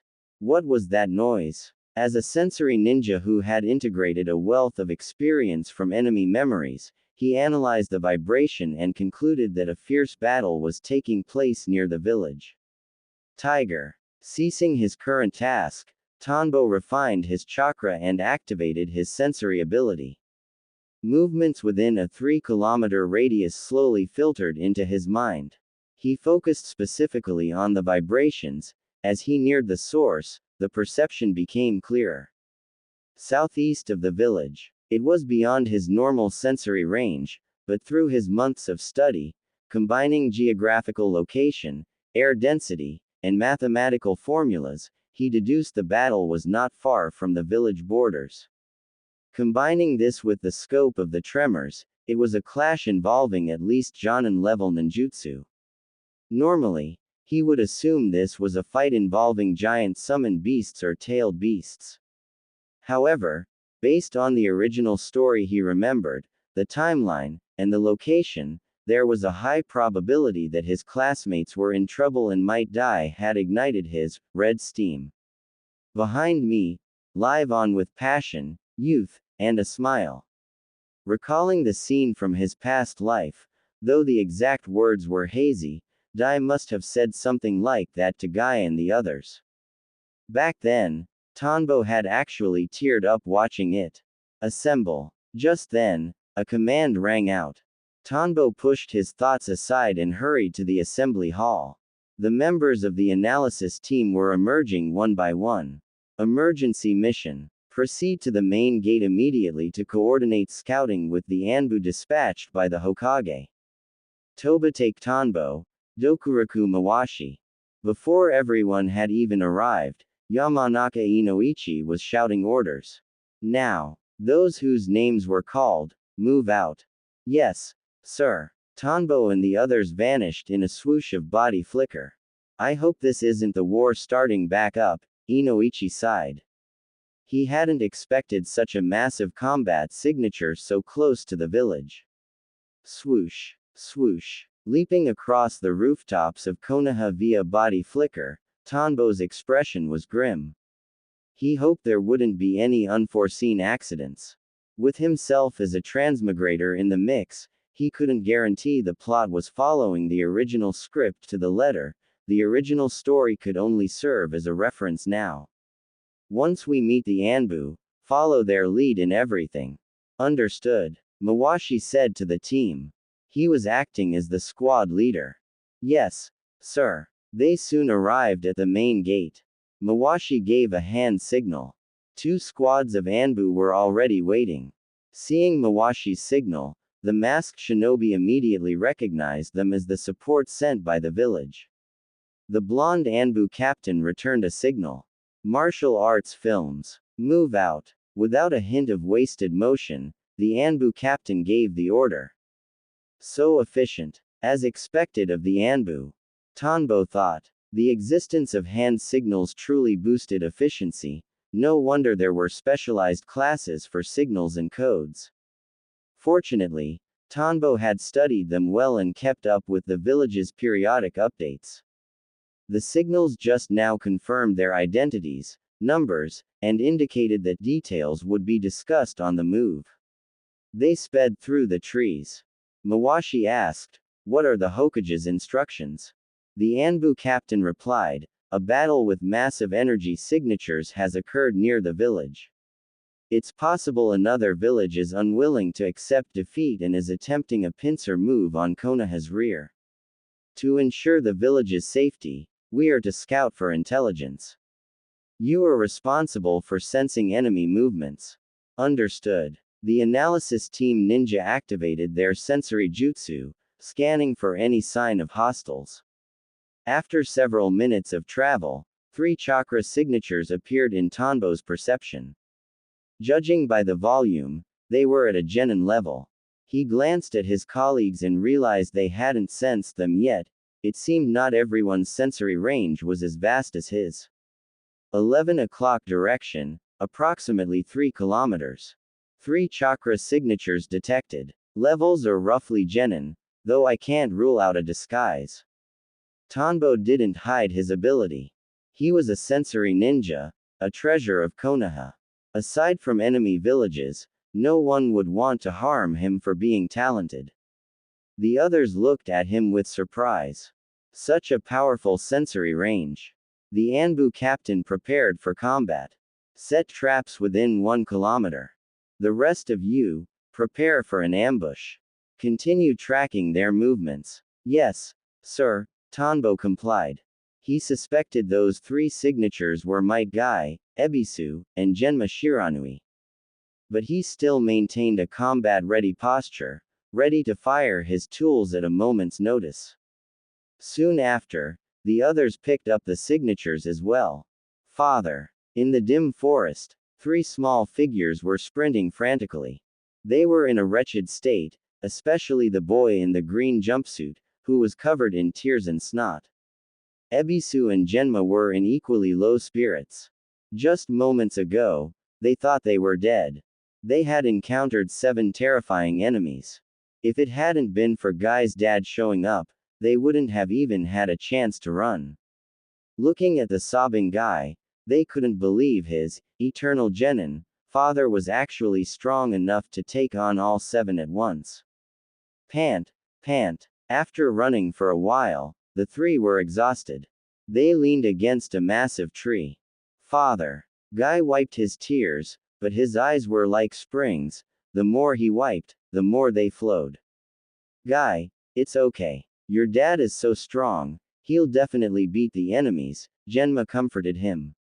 Anime and manga, Ebisu added, that's right. Your dad is amazing, he'll definitely win. Hearing this, Guy cried even harder. You don't understand. Father taught me, that move can only be used when your most precious friends and family are in danger. After using it, sob. Ebisu and Genma looked at each other, finally understanding what Guy meant. A technique that allowed a genin to fight 7 jonin couldn't be simple, they had only been holding onto a sliver of false hope. But your father said not to waste your youth. Crying won't help. We have to get stronger so our comrades don't get hurt again, Ebisu said. It was all he could offer. Right. I can't cry. I have to get stronger, inherit my father's path, and protect my comrades. Ebisu's words were like a ray of light piercing Guy's heart. I can't fail my youth. I will get stronger and protect those I cherish. Guy finally stopped his tears, a look of resolve filling his eyes. Yo, Isn't that guy? Why the long face? Just as they were about to continue their flight toward Konoha to report the 7 ninja swordsmen, a familiar voice rang out. Looking up, they saw a figure with bandages wrapped around his head, leaving only his mouth visible, standing on a branch and looking down at them. Several Anbu were surrounding him. Tobitake Tanbo. It seems they are allies from the village. What happened? Seeing that Tobitake Tanbo recognized them, the Anbu captain lowered his guard and halted his attack. Lord Anbu, please save my father. He's fighting the 7 ninja swordsmen. Seeing those masks, Guy felt as though he had finally found his savior. Everyone present was stunned. The 7 ninja swordsmen, what were they doing here? Say no more. Lead the way. After carefully sensing the trio to ensure they weren't enemies in disguise, Tanbo approached them. He wove hand seals and tapped each of them on the shoulder. Guy, Ebisu, and Genma felt a strange sensation. Suddenly, their physical strength seemed to flow back into them, making their previous exhaustion feel like a mere illusion. Hearing Tanbo's command, they nodded to the Anbu and turned to lead the way. Swoosh, swoosh. Relay the intel to Lord Hokage. Request immediate backup. When dealing with shinobi of the 7 ninja swordsmen's caliber, the Anbu captain had to take it seriously. They were the absolute elite of Kurigakur. Tanbo gave a mental thumbs up. This decisive leadership made the team feel secure. Understood. An Anbu summoned a messenger hawk, strapped the intel to its leg, and sent it soaring back toward Konoha. Screech. We're here, but the battle seems to be over. They finally reached the battlefield. It was a scene of absolute devastation, with everything within a 100-meter radius completely pulverized. Father. Guy immediately spotted Might Dai lying on the ground and lunged forward. Tanbo followed close behind. That familiar green jumpsuit was shredded, leaving only enough to cover the essentials. Dai's body was charred like coal, and his eyes were wide and white, staring upward. One look was enough to tell that he had exhausted every drop of his life force in this fight. Let the senior rest in peace, Tanbo said, patting Guy's shoulder. He truly admired Dai's sacrifice. Consequently, he had no intention of reading the man's memories to steal the 8 inner gates. Besides, the village would never permit it. Kuriarer Kushimaru, wielder of the longsword Nuibari. Akebi no Jinin, wielder of the blunt sword Kabutowari. Munashi Jinpachi, wielder of the blast sword Shibuki, and Augustus, wielder of the twin sword Haramakere. Firearms and weapons. The Anbu captain and his team looked at the 4 corpses and the legendary blades beside them, their faces masks of disbelief. Who exactly was he? They whispered, looking at Might Dai with profound shock. Stay alert. 3 are missing. They might still be alive, the battle-hardened Anbu captain barked, snapping back to reality. Everyone immediately went on guard, scanning the surroundings for any remaining hostiles. Hearing the order, Tanbo suppressed his emotions and pushed his sensory range to its limit. After a minute, he confirmed he couldn't find any enemies. Captain, no enemies detected, he reported. The surroundings are clear. The other 3 have likely fled, the other sensory ninja added, pooling their findings. The Anbu captain nodded. Clean up the battlefield. Do not leak any of this intelligence. Yes, sir. As members of the analysis team, we are prepared for this. We'll handle the bodies, Dokuraku Mawashi suggested. The Anbu captain agreed. Tanbo pulled out a sealing scroll and unfurled it. It was covered in intricate formulas with the character for corpse written in the center.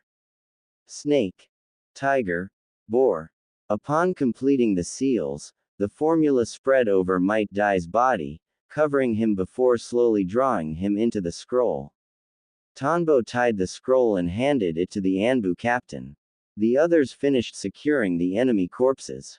Meanwhile, the Anbu took possession of the 4 ninja swords, sealing them and strapping them to their backs.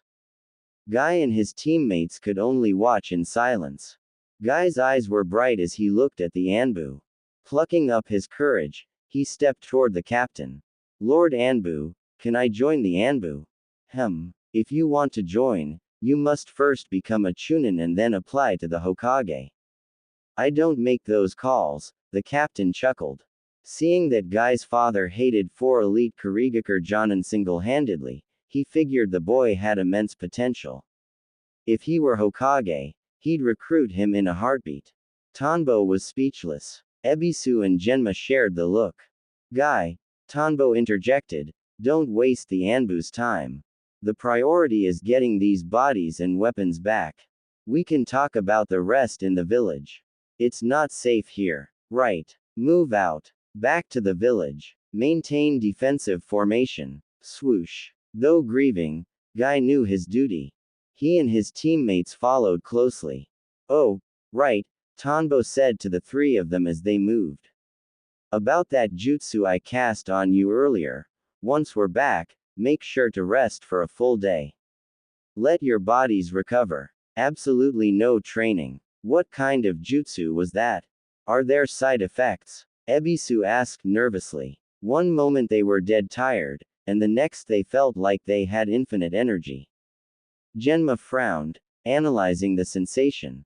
It wasn't an elemental jutsu, nor was it medical ninjutsu. My body feels fine right now. Wait, was it a genjutsu? Aha! As expected of Genma, calm and sharp as ever, Tanbo smiled. Exactly. It's a genjutsu I call self-inflation. It sends a false signal to your brain, tricking your consciousness into believing you are in peak condition. In this state, your brain unconsciously squeezes your cells for every drop of energy. It's a form of overdrawing your physical reserves, so you need time to repair the damage. The 2 honor students immediately understood the principle. Only Guy remained confused. Knowing Guy's personality, his teammates put all their effort into convincing him that he needed a day of rest to mourn his father properly, finally halting Guy's urge to immediately start training in the name of youth. Might Guy, such a simple, sunny guy, yet surprisingly sensitive, more so than Kakashi, Tanbo thought, watching him from the corner of his eye. Guy had already accepted the reality of his father's death. He wasn't just brushing off his teammates' words, he was actively responding to show them they didn't need to worry about him. This mixture of burning passion and quiet consideration made him a remarkable man. How to D and expert content. As for the jutsu, self-inflation, it was just a crude genjutsu Tanbo had developed as a form of self-hypnosis. It worked well on allies, but it wasn't yet viable against enemies, as it required the target to trust the caster to some extent. Swoosh. As the classmates chatted, another Anbu squad appeared ahead, the requested backup. Soon, they were back within the safety of Konoha. After filing their reports, everyone headed home. Was the analysis team finished for the day? Yes. Tanbo had hoped for a chance to analyze the Jonin corpses to gain some high-level experience, but it seemed that wasn't in the cards. After completing his task, he headed straight to Ichiraku Ramen for a giant bowl and a chance to check in on Ayame. So, this is a classified incident. At the training ground, Tanbo Tobitake spoke with Guy. Might Guy nodded. Yeah, Lord Third told me not to speak to anyone about what happened. Anime and manga. Alright. I was just curious how your dad, a genin, managed to take on 7 jonin at once. Seeing that Guy's mood was still low but that he was gradually pulling himself out of the grief, Tanbo didn't press further. It would be a lie to say he wasn't curious about the 8 inner gates. It was, after all, the most extraordinary taijutsu in the Naruto world. However, a chunin like him wasn't highly ranked enough to handle such top-secret information. Yosh. Tanbo, let's have a youthful duel. Might Guy was full of enthusiasm. It seemed his father's death had caused his youth, to burn even more fiercely. Huh, isn't your target Kakashi? Tanbo asked. Please don't swap targets to me, he thought. I can't handle that level of youthful intensity. Guy said seriously, Kakashi hasn't returned to the village yet. Besides, you're a Chunin now, so you must be very strong. I want to challenge you. Well, since you've invited me so sincerely, I'll spar with you for a bit. Tanbo also wanted to know exactly how far Guy's taijutsu had progressed at 13. Swish, swish. The two didn't waste another word. They moved apart to a set distance, performed the seal of confrontation, and focused their gazes simultaneously. Nearby, Ebisu and Genma Shiranui watched the two eager fighters with a look of helplessness. However, they watched the battle intently. They knew Guy's strength well, but they didn't know much about their classmate Tanbo's current level. They only knew he had been to the front lines and was a member of the analysis team. More importantly, he was already a Chunin, leaving them far behind in rank. Bang! Bang! The battle began. Guy's taijutsu was indeed formidable. At only 13, his mastery of the Konoha-style strong fist was already extremely refined. His shuriken and kunai throwing skills were also at a solid, mid-tier level. Facing Tanbo's shuriken attacks, he could counter with his own or parry them with a kunai. It was clear that Tanbo wasn't the only one who had grown during the war. Tanbo realized that without using special tactics, it would be impossible to defeat Guy easily. He had no intention of using offensive ninjutsu. Instead, he engaged Guy directly in taijutsu. These two, they're growing so fast. Genma's scalp felt numb as he watched. Ebisu nodded. I can't believe Tanbo's taijutsu can go toe-to-toe with Guy's. It felt surreal to see them evenly matched. In the academy, Tanbo's grades were only upper middle, and as a sensory-type ninja, he shouldn't theoretically be able to rival Guy in physical combat. Martial arts films. That taijutsu looks familiar, but it's not a standard Konoha style, Genma analyzed, observing Tanbo's movements. Ebisu agreed. There are elements of the Iwagakure style and the Kumogakure style mixed in with Konoha's strong fist. He probably picked up those habits while reading enemy memories and integrated them into his own style. Both Ebisu and Genma were the honor student types of ninja. Their grasp of academy knowledge and their daily observations were top-notch. They quickly broke down Tanbo's fighting style. Just as they suspected, this was Tanbo's personal improvement on taijutsu. He knew a ninja could never truly separate themselves from physical combat. Whether facing enemies who could absorb ninjutsu or those immune to genjutsu, strong taijutsu was his ultimate insurance policy for survival. This was the result of 6 months of progress. It wasn't just genjutsu he had been practicing. And the corner of Tanbo's mouth curled up. While blocking Guy's attack with one hand, he wove a seal with the other. Guy's pupils shrank. Illusion clones. In Guy's eyes, the Tanbo in front of him suddenly multiplied. He was surrounded. The clones attacked from every direction with shuriken, kunai, and ninjutsu. Thud. Dazzled and confused, Guy was thrown backward by a direct hit. He tumbled several times on the ground before springing back up. His two teammates were stunned. The end came too quickly. It was as if Tanbo had tested Guy with taijutsu for a moment and then ended it instantly. If they hadn't seen it wrong, Guy had frozen for a split second, as if his vision had been interfered with, and was defeated in that window. Haha, it's over. Guy, your taijutsu has improved again. Tanbo formed the seal of reconciliation and laughed. Inwardly, he noted that no matter how strong Guy would become, he was still green right now. His physical stats were high, but his combat experience was lacking. A simple genjutsu shouldn't have finished him that easily. Might Guy scratched his head and gave a thumbs up. Ah, as expected of the man who's already a chunin and a squad leader. I'm still far behind. I must punish my own laziness with 1,500 high kicks, starting now. Genma and Ebisu approached. What happened just now? Why did you daze out? Genma asked. Because of the angle, he hadn't seen Tanbo's one-handed seal. Guy stopped his punishment briefly to answer. I was careless. I fell for Tanbo's clone jutsu instantly. Clone jutsu. The two were baffled. They hadn't seen any clones at all. Tanbo explained, well, it's a type of genjutsu clone. Only the victim can see them. As long as you follow the standard genjutsu release taught at the academy, you can break it easily. This was his illusion clone, Jinbunshin, developed based on the Oboro Bunshin of the Hidden Rain. Its advantage was low chakra consumption, though its downside was that a simple Kai release could break it. It wasn't as advanced as the holographic style Oboro clones. The two nodded, making mental notes on how to counter it. They were true professionals. Tanbo, having absorbed the memories of so many ninja, understood the vital importance of information. He knew that somewhere out there, a black and white guy, Zetsu, might be watching.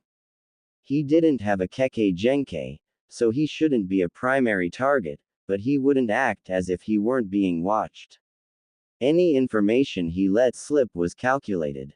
The group spent the next while discussing survival methods during wartime, from intelligence analysis to chakra control. The level of detail was immense. They were all academic elites. Even Guy, whom many fans might remember as a hot-blooded youth who couldn't use ninjutsu, had many unique and sharp insights. Tanbo could see that Guy was actually very meticulous and observant, not a brainless brute. It made sense why he could later pull Rock Lee out of his pit of self-doubt. Tanbo learned quite a bit from his friends' perspectives, marveling at how useful his current brain was. Meanwhile, the others' impression of Tanbo changed significantly.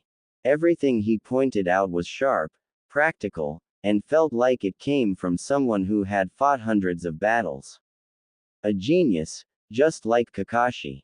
That was their unanimous thought. Tanbo Tobitake worked quietly and visited Ichiraku Ramen faithfully. His job was stable, and his conversations with Ayame were very pleasant. It was during this time that Orochimaru returned with his troops. Returning alongside him was Minato Namikaze. The main forces remained on the front lines to guard against other villages and prevent any sudden counterattacks. In the welcoming crowd, Tanbo did not see Orochimaru. He presumed the man didn't care for such atmospheres. It's finally over. With the war ending, things would be stable for a long time, aside from the Nine Tails incident. At this thought, he looked toward the escort team. He finally saw the legendary, Yellow Flash, Minato Namikaze. Just as the rumors suggested, he radiated a very sunny disposition. One could tell how immense his fame was just by the level of cheering from the surrounding villagers. After getting a glimpse of the person he wanted to see, Tanbo turned and headed home. Their paths wouldn't cross much. Tanbo had no intention of clinging to big shots, he only needed to stay close to Yamanaka Inoichi. Being under the banner of the Inoshika Cho trio meant safety and clear political alignment, as well as high status.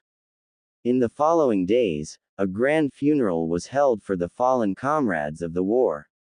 All the high-ranking officials of Konoha, from Jonin to Genin, came to the cemetery to bid farewell.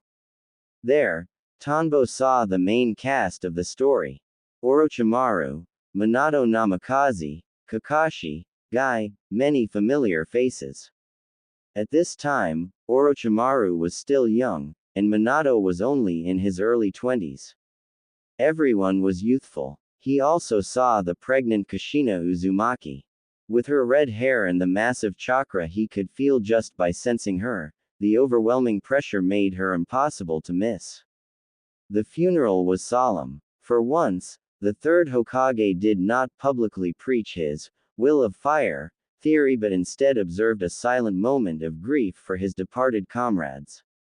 The funeral ended. The war concluded. Konoha silently returned to its normal track. Tanbo heard news through the grapevine that the third indeed intended to elect a fourth Hokage. After a month of deliberation, a conclusion was finally reached. Minato Namikaze would succeed as the fourth Hokage. The village was buzzing with excitement. The third stepping down and Minato taking over was a move that won the hearts of the people. On the day of his inauguration, all the residents of Konoha watched the figure in the flying Hokage robe and his sunny smile. Aside from a few characters in the shadows, no one opposed him. Tanbo did not see Orochimaru there. He didn't know if the man was angry about not becoming the fourth or if he was busy with human experimentation. He also didn't see the legendary leader of Roots, Danzo Shimura. This left Tanbo with a bit of regret. It seemed that unless there was some special mission, he wouldn't be seeing him. Actually, it's better not to see him. I'll just go eat ramen today. Tanbo arrived at Ichiraku Ramen once again. When Uncle Tuki saw him, he looked like he wanted to hit him with a rolling pin. This brat actually wants to pursue my daughter. However, out of professional integrity, he maintained his natural smile as he served the noodles. Tonkatsu ramen, enjoy your meal. Thanks, uncle. Where's Ayame? Tanbo asked politely, his eyes scanning the shop. She went to deliver noodles to an elderly lady with mobility issues, Tuki replied.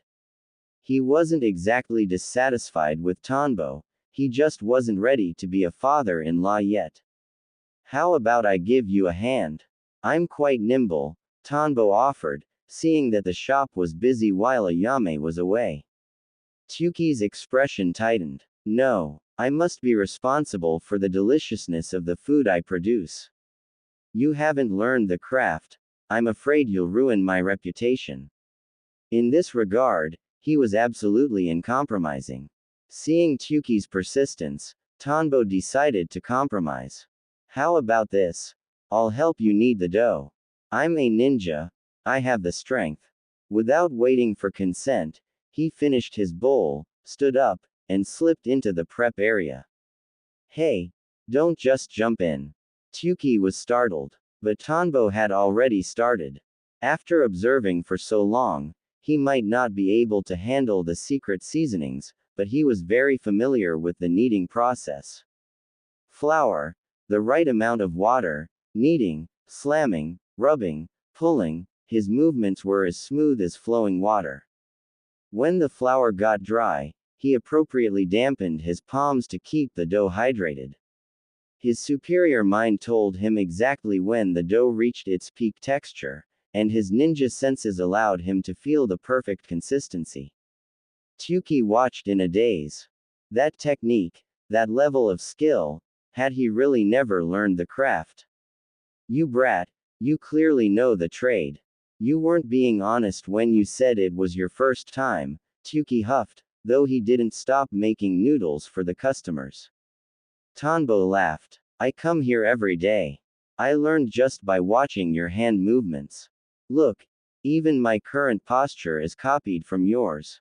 With his help, Tuki's workload lightened significantly.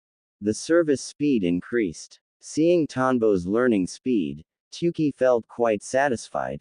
This kid's learning ability was impressive. If he really did become a son-in-law, he could inherit the shop after retiring as a ninja. With this thought, he actually began explaining the dough-making process and the finer details to Tanbo. Under his guidance, the already skillful Tanbo became even more proficient. Clatter. Just then, a blonde man walked in with a red-haired woman. The woman's belly was quite large. Lord Fourth Hokage. Tanbo was startled and immediately bowed. Good grief, he's been inaugurated for less than half a day and he's already bringing his wife for noodles. You're a ninja, aren't you? Minato, whose perception was also top tier, said to Tanbo. Since it was the inauguration day, Tanbo wasn't on duty and wasn't wearing his forehead protector. Yes. Analysis team, under Yamanaka Inoichi, member of Dokuraku Mawashi's squad, Tobatake Tanbo, Tanbo replied honestly. He didn't dare be otherwise. Kushina was a Jinchuriki. He couldn't let his eyes wander. It would be bad if Minato suspected him of being a spy. Minato, Lord Hokage, he saw I was busy and stepped in to help me, Tsuki interjected quickly, fearing Tanbo might get in trouble for working a side job. Haha, Kushina's belly is so big now. Just a few more months, right? At those words, Kushina, standing beside Minato, showed a happy smile and stroked her belly. Yes, it's coming soon. Minato committed Tanbo's name to memory. 1 tonkatsu ramen, 1 seafood ramen. Kushina, Naruto didn't cause too much trouble today, did he? Minato asked while waiting for his ramen. Anime and manga. Kushina patted her stomach. Oh, stop it. Our baby is very well behaved. How could he cause trouble? I have a feeling that when he grows up, he'll be a man unlike Jiraiya-sensei. You've worked hard. I'm sorry I can't be by your side every day. Don't be like that. You're doing it for the village, and now you've become the Hokage, right? You won't have to go out on missions as often anymore. As the couple chatted, they had eyes only for each other.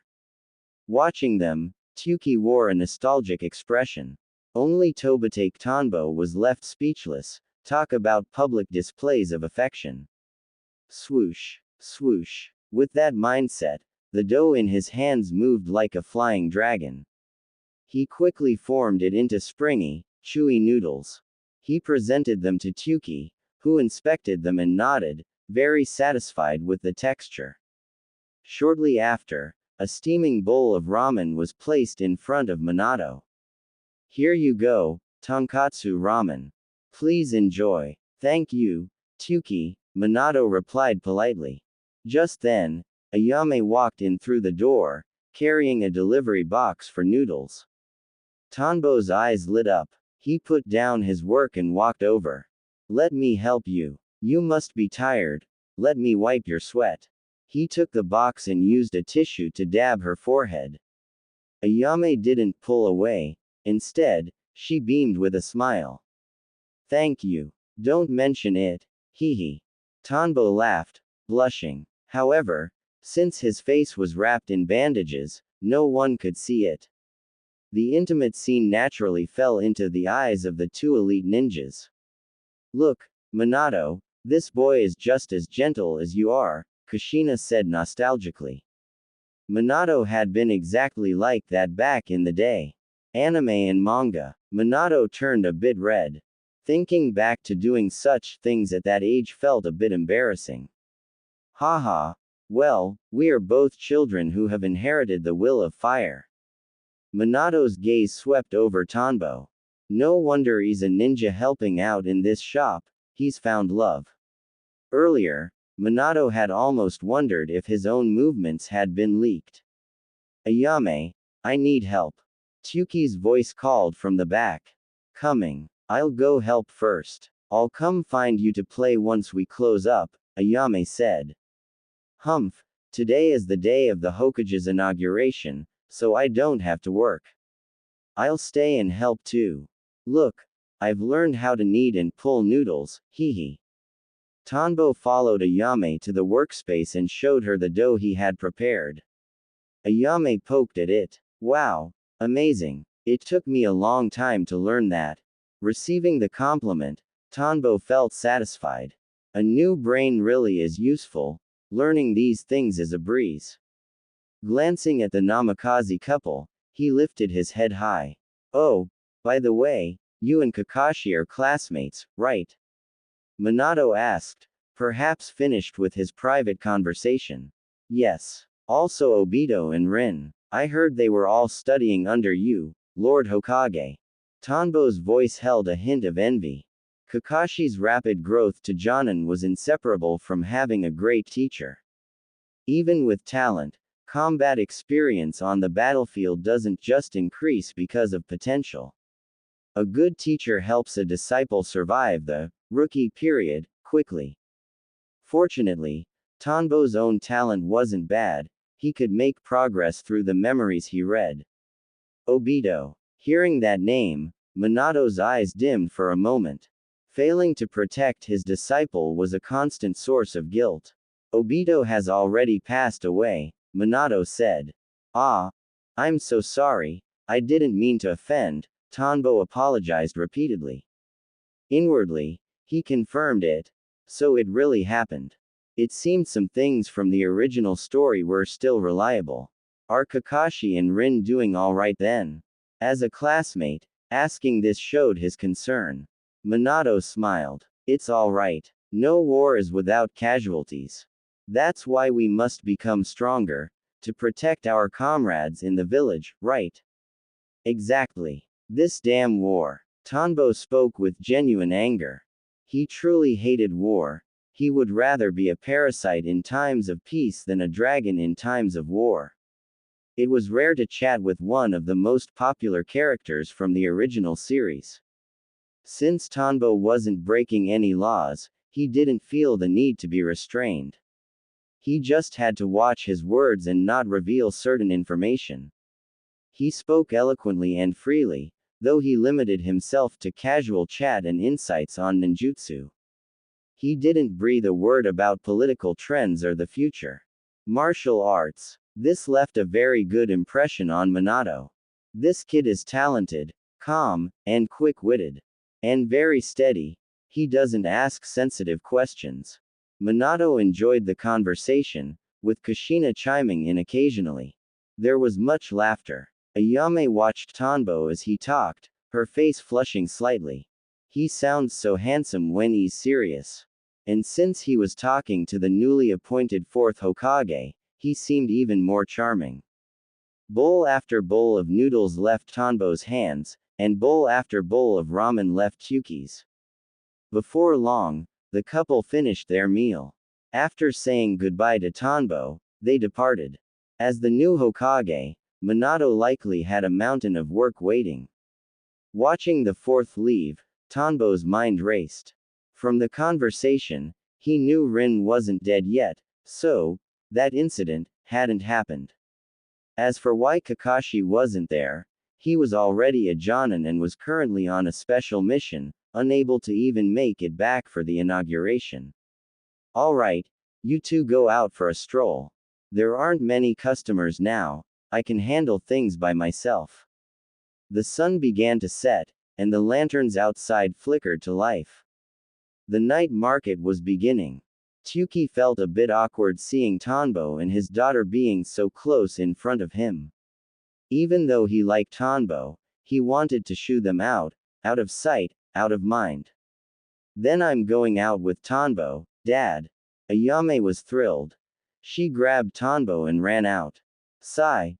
Daughters don't stay at home forever, Yuki shook his head. Tanbo Nisan, can you take off the bandages while we walk together? Of course. If I'm accompanying Ayame, I naturally have to show my face. Great. Ayame had a wonderful time with Tanbo. They caught goldfish, played darts, ate takoyaki and sushi. Even the bright moon could only shine down silently, forced to watch their public display of affection. Unfortunately, fate had other plans for Tanbo. An unwelcome guest interrupted their private world. Yo, isn't this Captain Tanbo? You actually have a girlfriend? While they were strolling leisurely, the voice of Shimon rang out. What are you doing here, kid? Tanbo Tobitake quickly shot him a look, signaling him to beat it. But Shimon acted as if he hadn't seen it. Instead, he raised an eyebrow. Today is the day of the fourth's inauguration, everyone is happy. The night market is quite lively, so I just came out for a stroll. I didn't expect to see that you actually have a girlfriend. His words made Ayame's face turn bright red, and her hand almost slipped from Tanbo's grasp.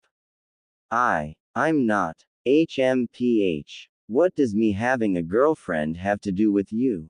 If you keep bothering me, I'll let you know the meaning of pain during our next spar, Tanbo threatened, tightening his grip on her hand. This time, Tanbo wasn't wearing his bandages.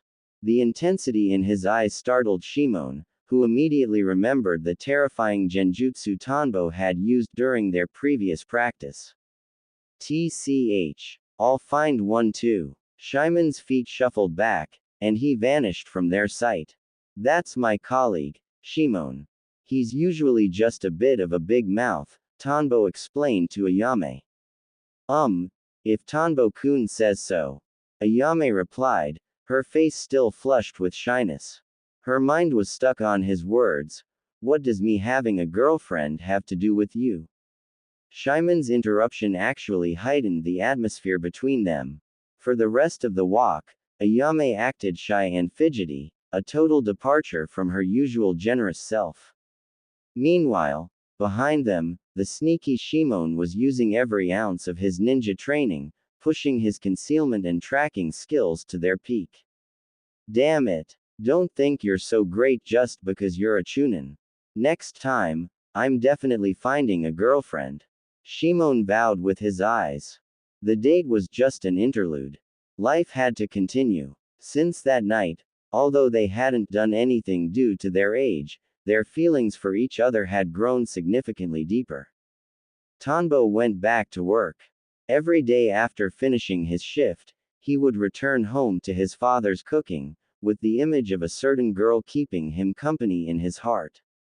Then, one day, another mission arrived. A chunin from Kurigakure. Tanbo's mind traveled through the tunnel of memories. The man's past flickered in fragments: assassinations, espionage, intelligence, ninjutsu, information poured in bit by bit. Suddenly, after integrating and analyzing the data, a specific point of information entered Tanbo's mind.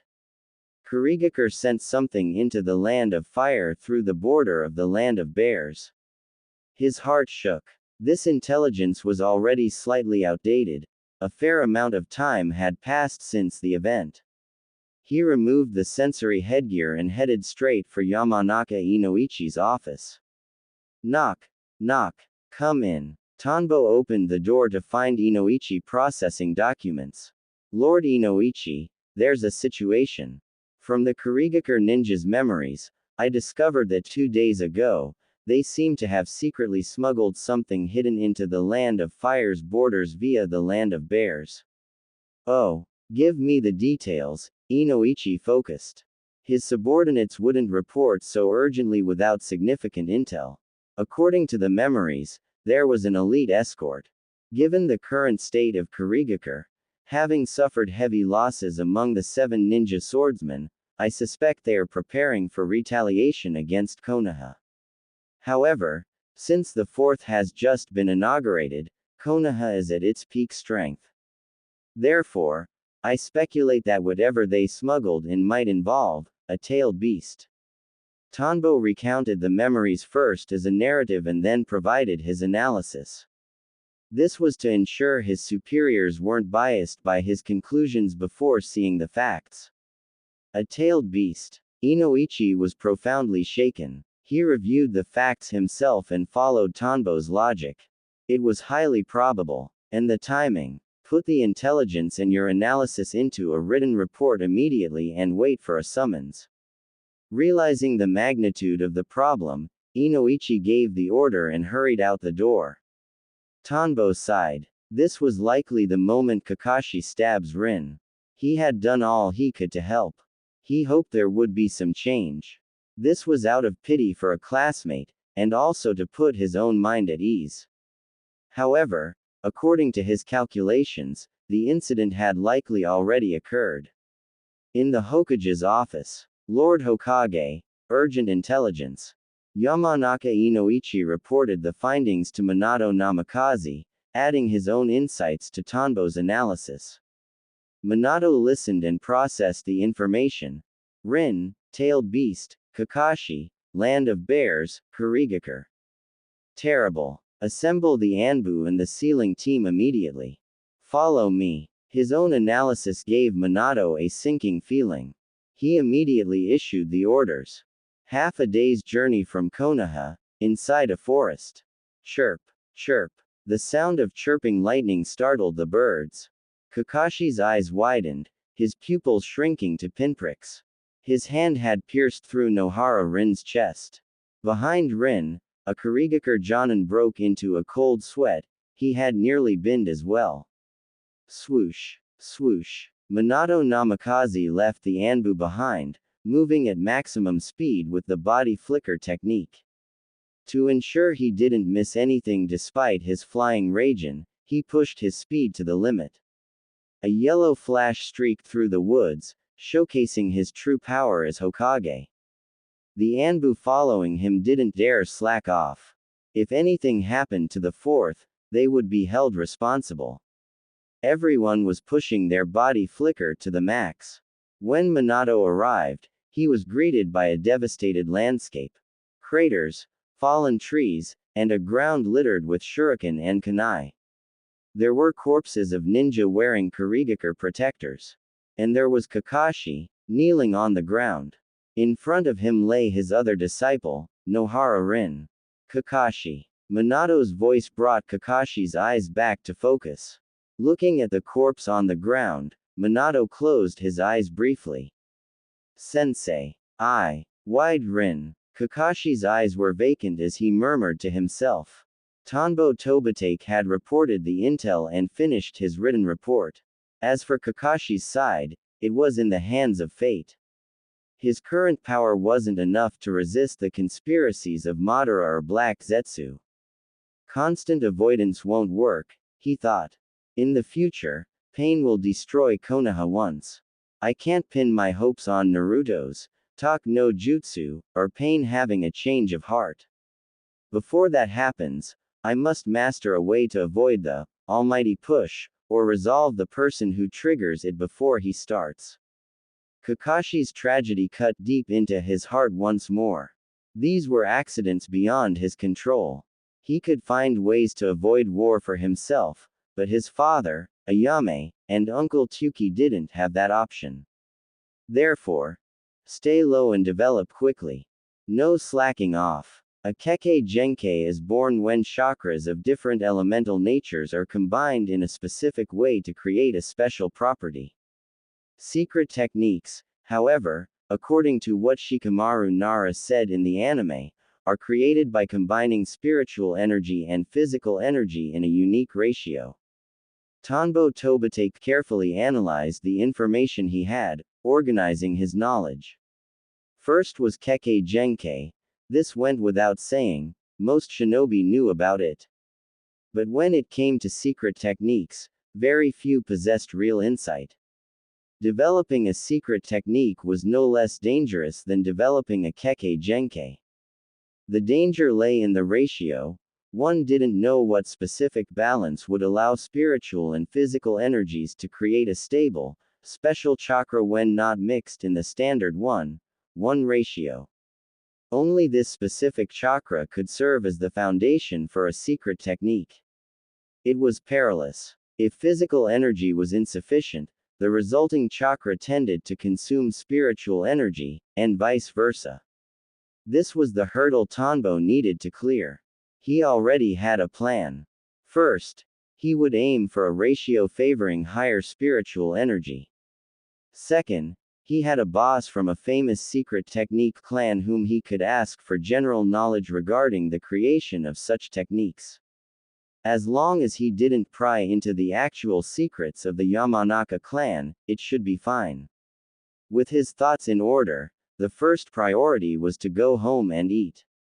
One needs strength to get things done. After he had finished his meal, Yamanaka Inoichi summoned him. Entering the office, Tanbo saw not only Inoichi but also the fourth Hokage. Lord Hokage. Tanbo bowed. Tanbo, I came because I wanted to see you and get a clearer, first-hand account of the intelligence, Minato Namikaze said with a friendly smile. Is it regarding the hidden mist? Yes. Since the Hokage requested it, Tanbo recounted the situation once more. He understood that Minato wanted to ensure no details were lost in translation through intermediaries, which also signaled how seriously the Hokage took the matter. Minato nodded repeatedly, showing his approval of Tanbo's detailed report.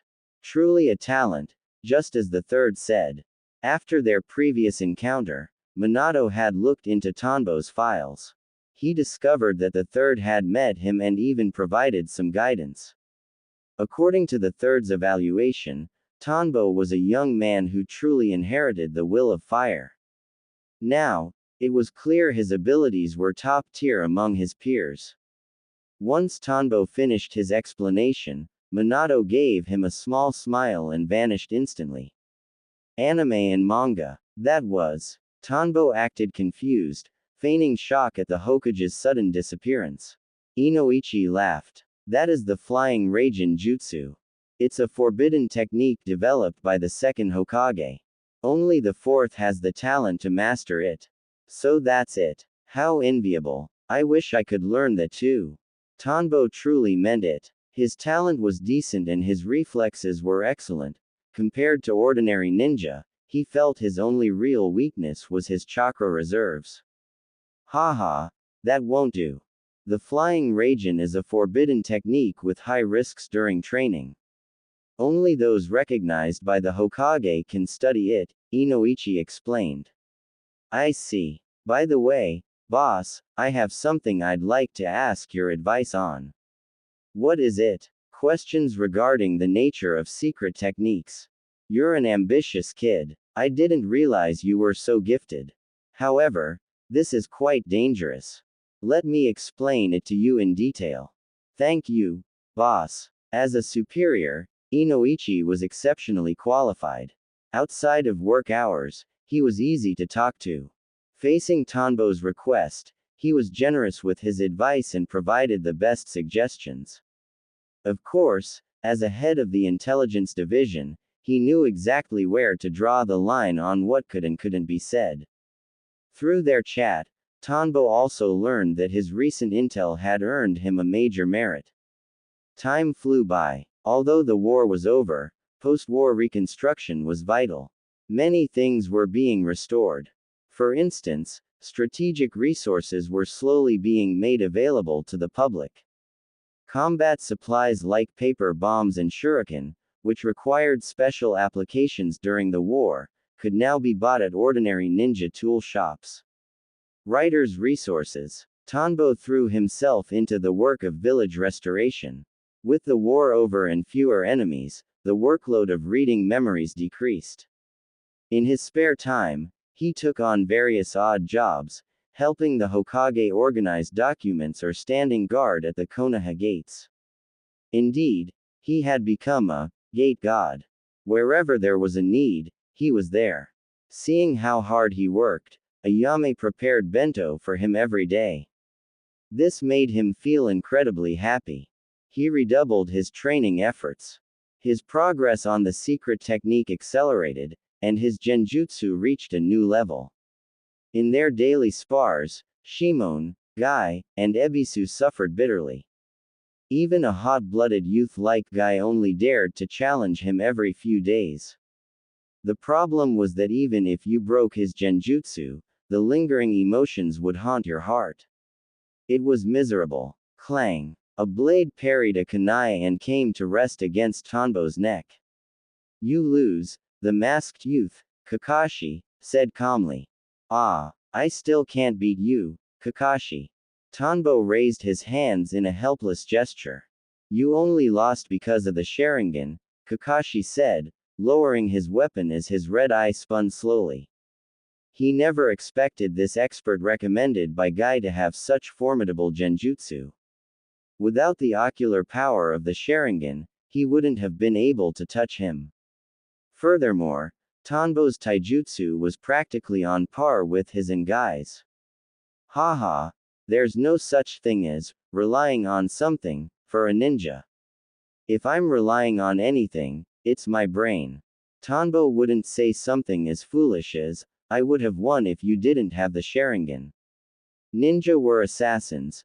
There was no need for talk of fairness or morality, other than the rule of not using forbidden techniques on comrades. But next time, hee, your Sharingan won't be enough, Tanbo said with a confident grin. Kakashi paused, looking at him intently. Where did this confidence to rival the Sharingan come from? Having used it, Kakashi knew its value, insight that ordinary ninja couldn't hope to match, and a comprehensive resistance to genjutsu. He had broken Tanbo's illusion just now precisely because of the Sharingan. Ah, as expected of my eternal rival, you actually defeated Tanbo. Nearby, Guy cheered for Kakashi. He proceeded to shout that he would run 5 laps around Konoha as a reward for himself. Tanbo's face darkened with embarrassment. This art style was much more cringeworthy in person than in the anime. Kakashi felt the same way. Since Guy had been promoted to Chunin a few months ago, his challenges to Kakashi had become even more feverish, vowing to finally settle the score. Tanbo looked up at the sky. The Nine-Tails Night of Chaos was drawing near.